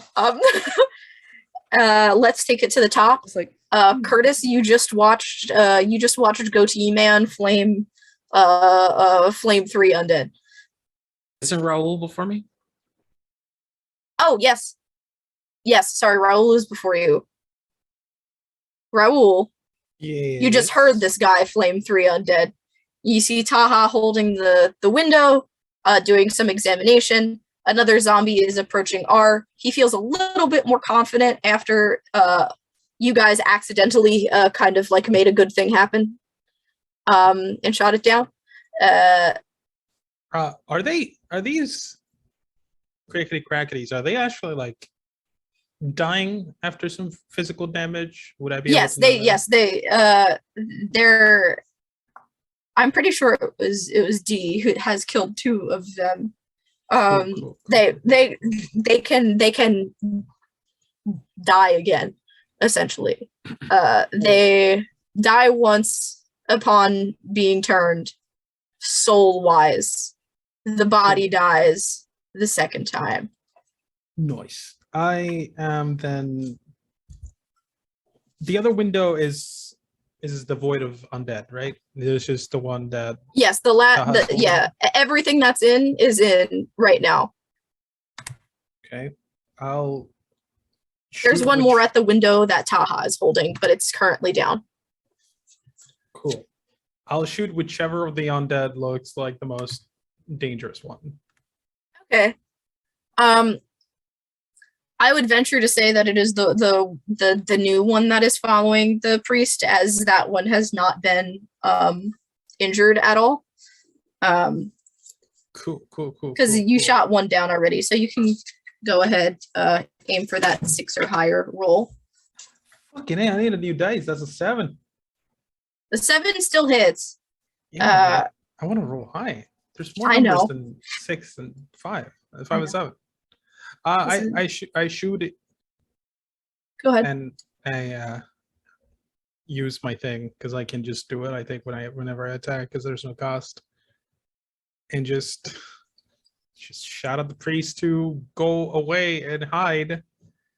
Hey, is hide because I'm a very eloquent halfling. Yeah, I don't know if that's really gonna work on him. This is like his life's passion. Like, Maybe I'll you shoot him know, next. like, You don't know. uh, I'm not gonna. It's okay. But that's my turn. okay, yeah, you do shoot it. It also will stumble. It will take some damage, though it is still up right now. Yeah, that's that. Now Curtis. Yes. I will figure out whether the priest hides or not when it's the NPC turn. Dope. Curtis is going to look over to the person who just barbecued a few zombies and go, please don't tell me that bag's filled with lighter fluid.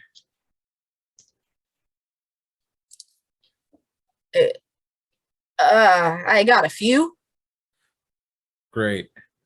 You're the last person on the street, so we should get back to the temple. Yeah. You got it. And he pads his pocket and he takes out a lighter and hands one to you. I'll take it. And so Raul and the priest, could they get back to the temple They're in the temple. Okay, right, okay. Gotcha. So I'll go back and try and just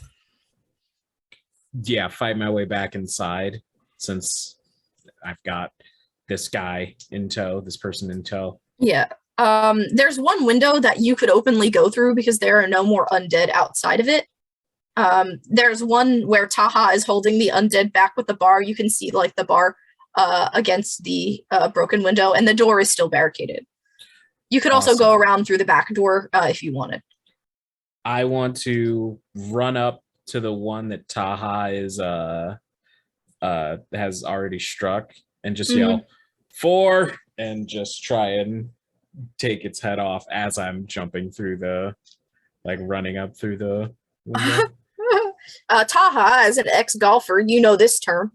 And I you do have heard the word 4 before in my life, yes. Yeah. Go ahead to take the head entirely off.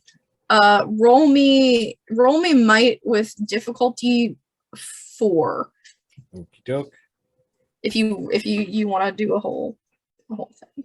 That is a 15. All right, that makes it.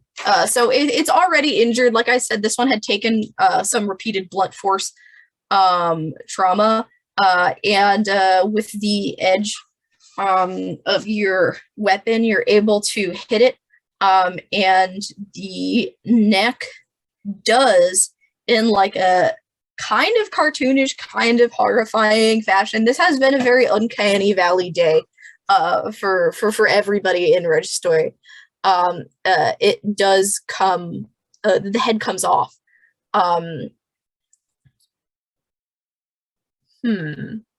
How much information do I give you?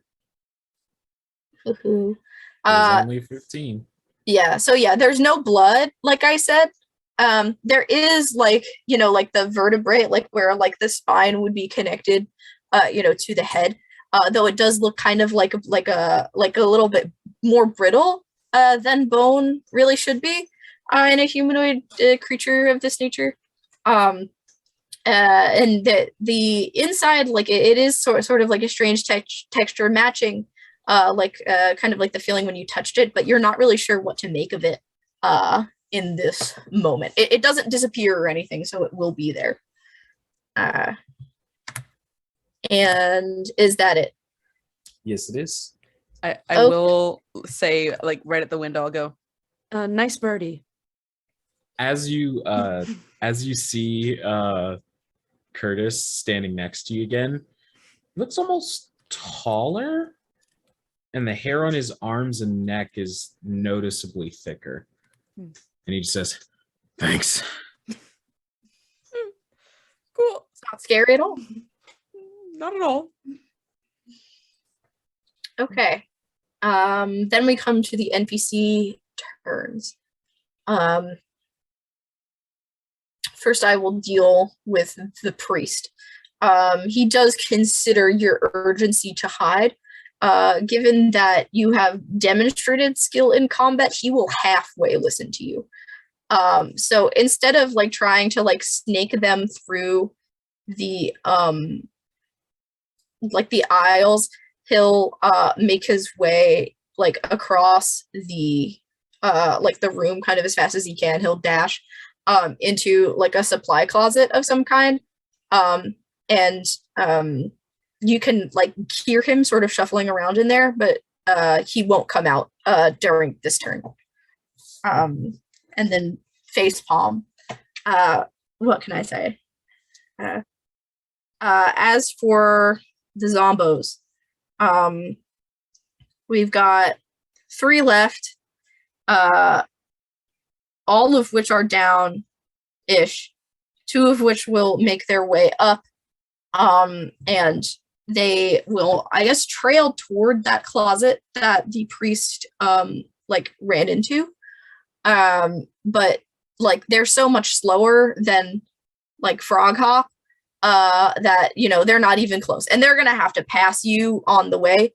They might get distracted, but that they are moving in the general direction of that wall right now. The third one that's on the ground that you and Taha both knocked repeatedly is actually going to take the opportunity with you distracted to try to do an ankle grab. And I will pick a random victim again. Please hold. Odds for Raoul, even for Taha. That is a 1. Raoul, you're up. Let's get, I'm going to give you the same opportunity I gave D, a speed or might. at difficulty 2 to evade or resist the grasp. I'll do might because I've already spent quite a few speed points. And this counts as combat, so that is a 19 on the dice, so a 20. With the Wow. dirty Okay. kind. Yeah.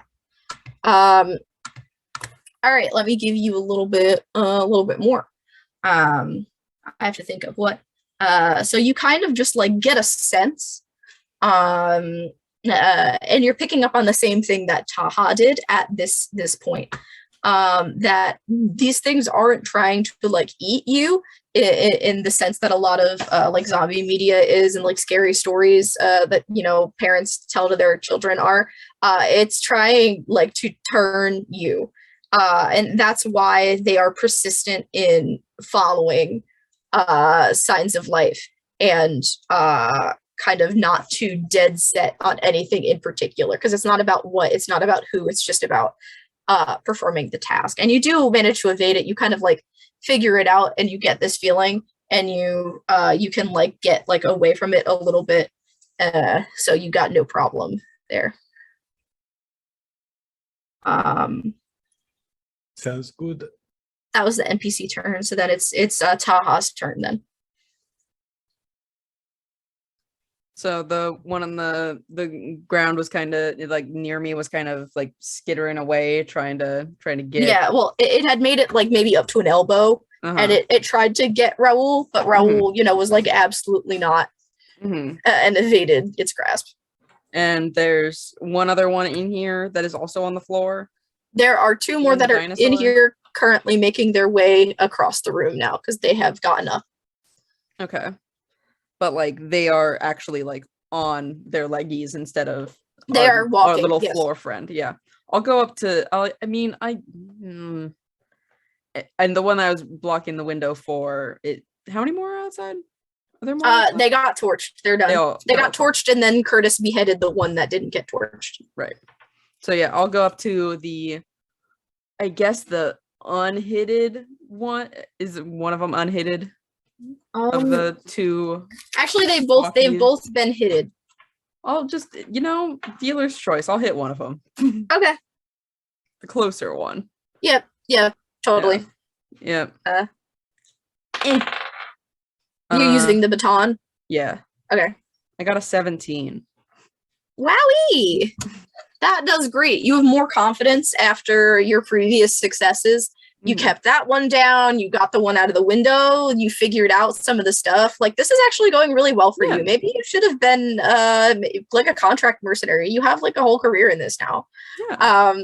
Yeah. So it's your turn to play softball with it. You bat at this thing. You hit it in the head.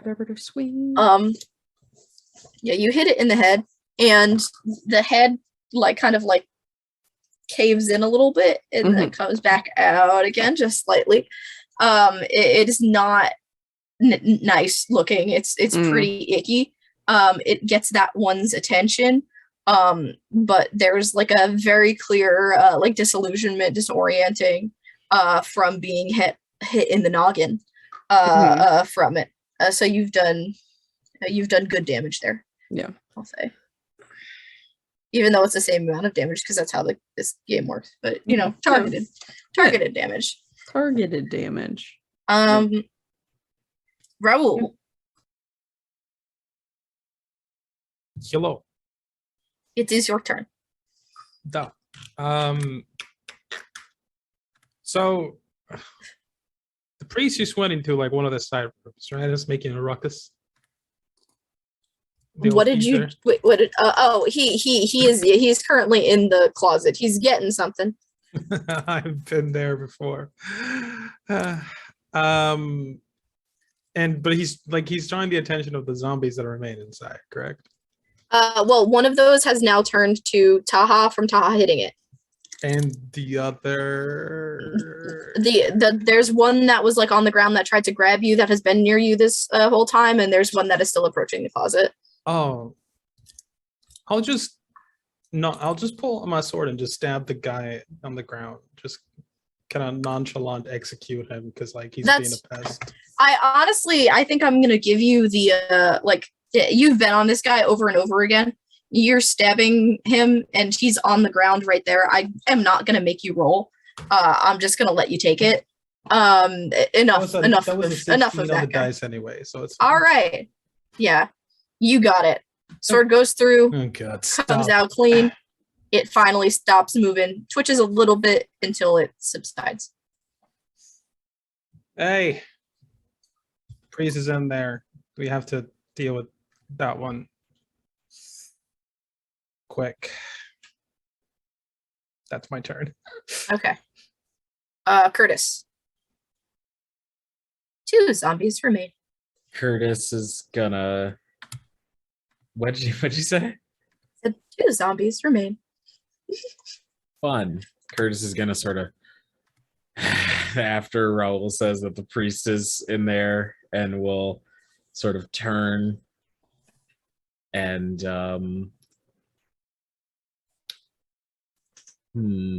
how much should I reveal?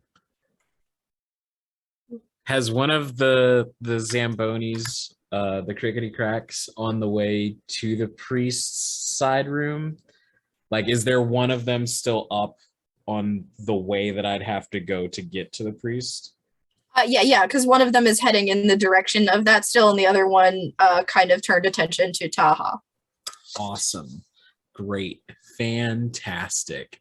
Then I'm gonna just run towards the injured one, and I'm just gonna clothesline it with like my forearm, and I want to add Stonebreaker to it. Ooh, wonderful. So I clothesline this guy really hard. Yeah, so Taha, Curtis approaches in a blur. And just absolutely bodies this thing that you just hit. Like right from the side, like down to the ground with incredible force. I would say D roll for me. I have confidence in you. Does the difficulty get lowered with Stonebreaker, right? It does Or- not. It does not. That's the other thing that you did. Yeah, Okay. that's my So yeah, so then you still need that 6 to hit. I needed a 6, I rolled a 7. All right, yeah, that's perfectly fine. You do that extra damage. You take this thing to the ground like a linebacker, and it is devoid of movement after that. Awesome. And then I want to just like keep my momentum going. I think after that I fall to my hands and I'm just like running as quick as I can on all fours over to the as far as I can get. I would assume I can't get there in the same turn. But. Yeah. And you also would have to like open the door somehow, so you kind of like skid to a stop a few feet away from that closet door, so you don't ram into it. Unless ramming into it was your prerogative, in which case you can keep going. Bestie, that's a good idea. No, Bestie wasn't trying to give you ideas. Yeah, I'll say that for the sake, since I only have the one action, I'll say that I'm planning to keep running and try and shoulder check the door with my next action. All right, so you're still in motion then. I don't like what's happening in the Twitch chat right now. We need to move on from this subject. No, I think we should address it We further, cannot honestly. speak about it anymore, because if I reveal like what I'm talking about, I'm gonna be so exposed. Actually, I'm not gonna change the plot now. So in the new Borderlands game, in Tiny Tina's Wonderlands, there is like a viral disease spread mission that's based off of the Smurfs, and I passed out and took an accidental nap after playing that mission and had the dream that inspired this campaign. Amazing. Oh, That yeah. is a roller coaster. That is a roller coaster of a sentence, wasn't it? Yeah. That Do you know how embarrassed I was going to Nikki trying to explain like where this idea came from? so Smurfs, but zombies. Okay. I don't even remember what's happening now. It's it's like the NPC's turn, right? It is, yes. There's only one of them still up. And it would make it to the closet, but I would venture to say that Curtis is moving faster than it. So at whatever point that you collide, it will trip over you. Yeah. And I will even make it take some fall damage. Because that's not good. And then it is Taha's turn. One zombie remains. And that zombie just ate shit. Yeah, that zombie just ate pavement, baby. Okay, cool. I mean, I wish is there a cooler word of curb stomping, but with my baton that I already have? So not stomping, but just the same vibes, but not the curb and not the stomp. Oh no. Coup de I'm grace. slam dunking comes to mind. Yeah, I'm gonna. Yeah, I'll just slam dunk this little guy. All right, word. Go ahead and roll.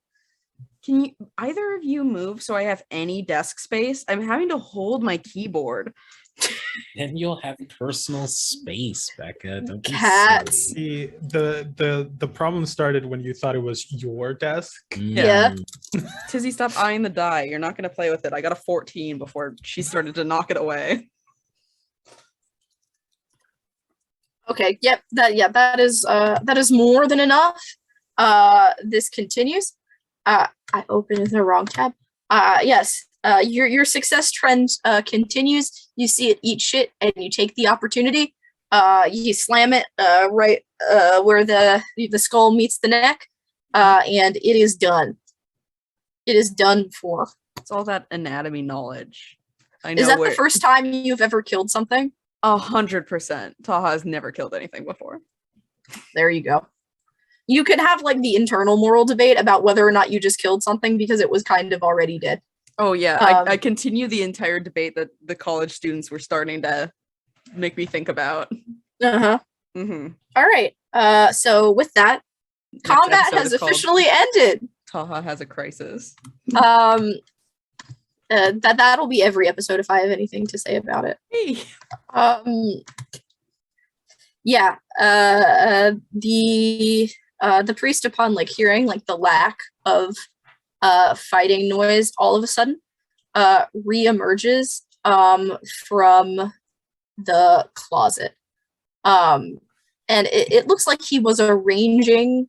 He was trying to basically they have water blessed by different specialists of different religious leaders of different different gods. Holy water is mostly a ceremonial thing, but it looks like he was kind of like dragging it out to try to religion your way out of this one. But he peeks out and he sees like the bodies on the ground, and he sees you all, and he just lets out such a breath. I'm gonna immediately start picking my arrows out of the different corpses. Just, this is mine. Thank you. This is mine. Thank you. I don't know how many. I think I shot 5. That I didn't keep track of. But I'd say that I shot like 3. I shot 1 outside to unbalance everybody. I pretty sure I shot another. you shot twice at least in here. I'll just say I shot 5 arrows. Yeah, restore. 3 of. I'll just take the 3, assuming that's what I used inside, and then call it even there. Okay. So I got my 12 arrows. Are there more outside? He's still like clutching like the poker like in one hand by his side, with a very tight grip. Well, there were many more than were led away, so I don't think I don't think this is the end of whatever's happening. I believe we need to get people out of the city. That's assuming this isn't a problem somewhere else as well. There's only one way to find out. I'm gonna look in the closet. I'm not. It's Is there any important stuff in there? I mean, they don't keep anything too important in here. You know, there's different flyers for different Are there like events. shelves? Anything that could Shel- be shelves? there's shelves that have like supplies. Okay, I'm gonna start on taking them. them apart. What are you? Those windows are broken. We need to barricade them. I am sure that once everything is resolved, you can get your church back into fighting shape. But right now, we cannot guarantee the people's is in the basement safety while those windows are unlocked. I'm saying that while still just Yeah. breaking his shit Yeah, apart. yeah. Because I'm not stopping. He's right. Goatee Man has now entered the church. He goes, your front is clear, at least for now.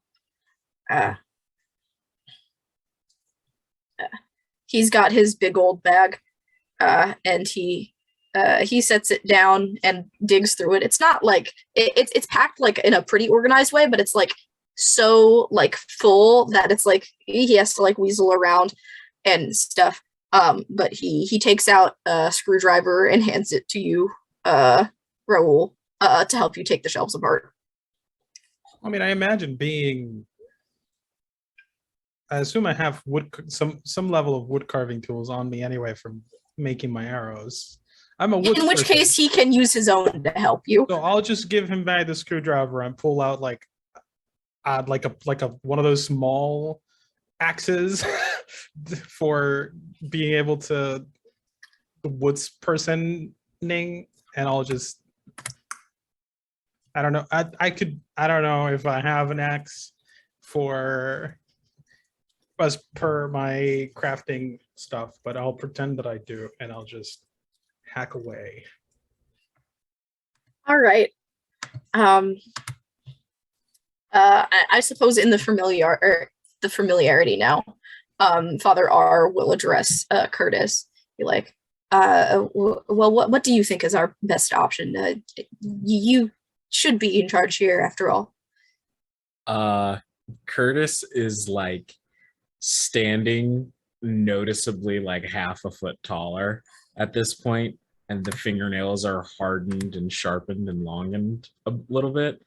And he says, listen to what Raul says for now. I can tell you, I'll go over a plan in a bit. And I'd like to find a private place to let the adrenaline drain out of my body before I try and be a person. There are plenty of different like cubbies and corners in this main floor. You can find a place. Cool. Max, how close would you say we are to the next full moon? Ooh. I'd say right now, let's give it a week and a half, 10 days. So it shouldn't be that easy to like come down off the adrenaline rush. Mhm. Or it shouldn't be that hard. Excuse me, it shouldn't be that easy. Christ. Yeah, you're far enough away.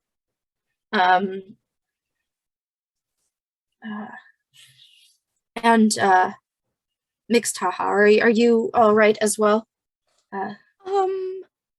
Yeah. Do Like you know 1,000-yard this? stare. Do you know this man? Is this your ally, acquaintance? We've never met. Uh, Have we met? I look at him. no. I'm Drew. Pleasure. Likewise. You're gonna want one of these. And she digs through the bag again, and there are two more mismatched lighters.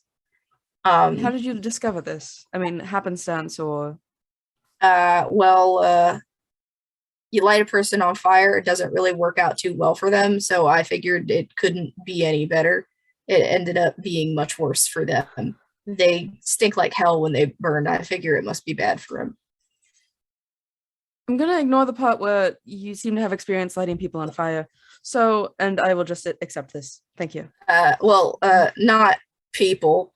And he pulls like his like shirt down. He's got a burn Oh. scar on his shoulder. Yeah. Right. No, that makes more sense.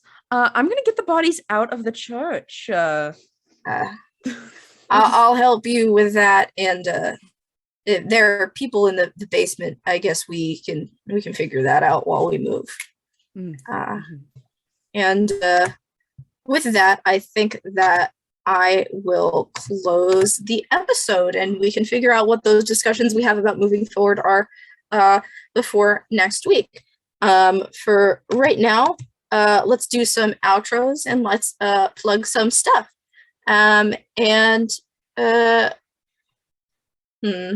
What order should I go in? I'll let D go last, so none of you have to have the pressure of going after D. I'll just go after D. Joel, you could go first, though.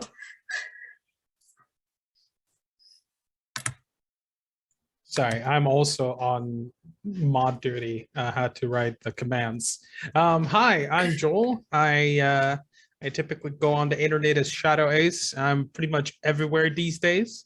But I am. So I'm going to start from the closest to the furthest. Tomorrow, I am going to be on my own personal Twitch channel, finishing up the first BioShock game because I've been on a retro older game kick recently, and I it's just I wanted to play it, and I figured why not live stream it. On Sunday, also on my Twitch channel, I'm going to be continuing Ratchet and Clank, the original one for the PS2, because I fucking loved that game, and also wanted to have I just wanted to play it, and so I said, hey, let's stream it. But then on Monday, every Monday, I'm over on Talking XP playing a Cursed Straw campaign called Ravenloft Misfits. As of last session, the party found themselves in the middle of a turf war of werewolves, and the PAX Alpha is coming, and the bad kind of coming. Is coming to kill us. Listen, English is not my first language, and some of your American words are very similar. Anyway, and then on Wednesday you can find me here to do more Dead or Alive and kill more zombies and be a grumpy little halfling boy person.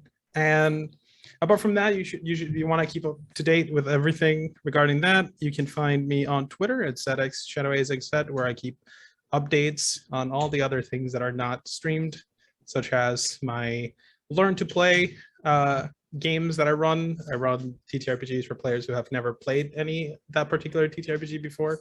Or I'm currently doing Pathfinder. Last time I did Starfinder. Next time I'm doing Masks. It's perfectly free of charge. Nobody has to spend any money on any of the gear because I present and provide all the stuff necessary to learn, because I like TTRPGs and I want the community to grow. And then I'm teaching my mom how to play Dungeons and Dragons, so keep track of that on my Twitter as well. That's all I got. Okay, D. I thought I was going last. Oh, I could go. I'm Max. I DM this Arcane Goth anywhere that I want you to find me on the internet.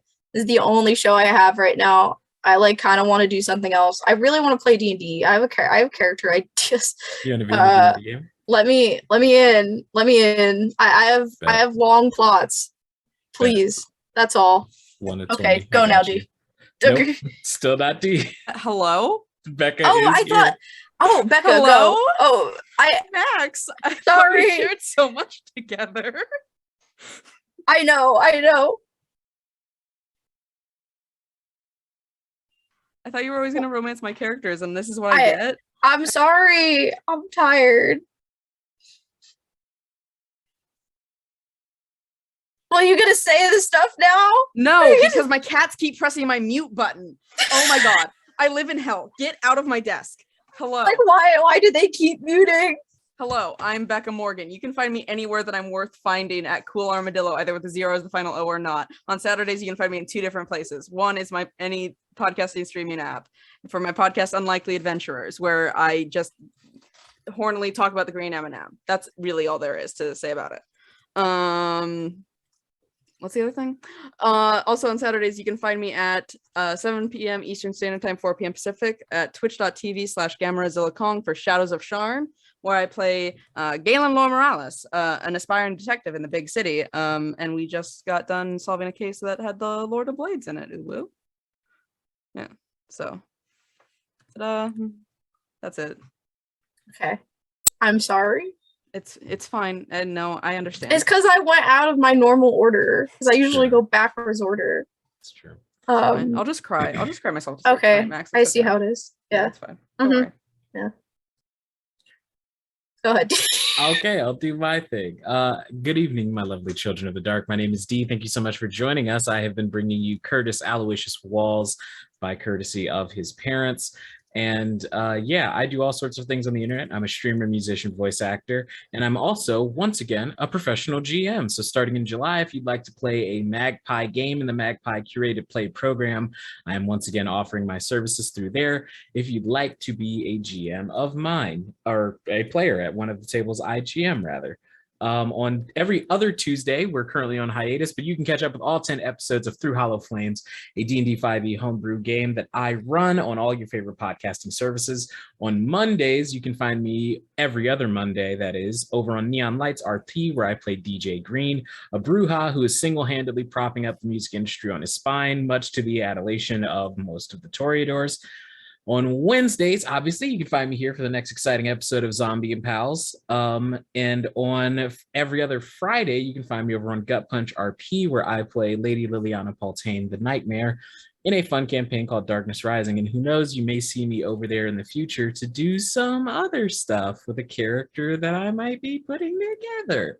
Outside of that, you can find me periodically on my channel, twitch.tv/itsDeridla. You can make me eat this 800,000 Scoville hot sauce.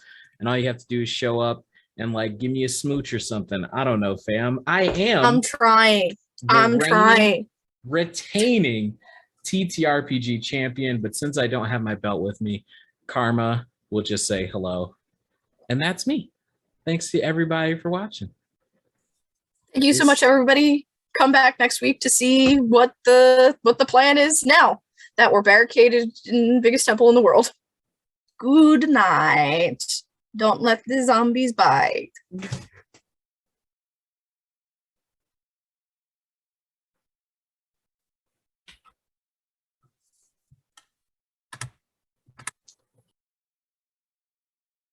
And hey.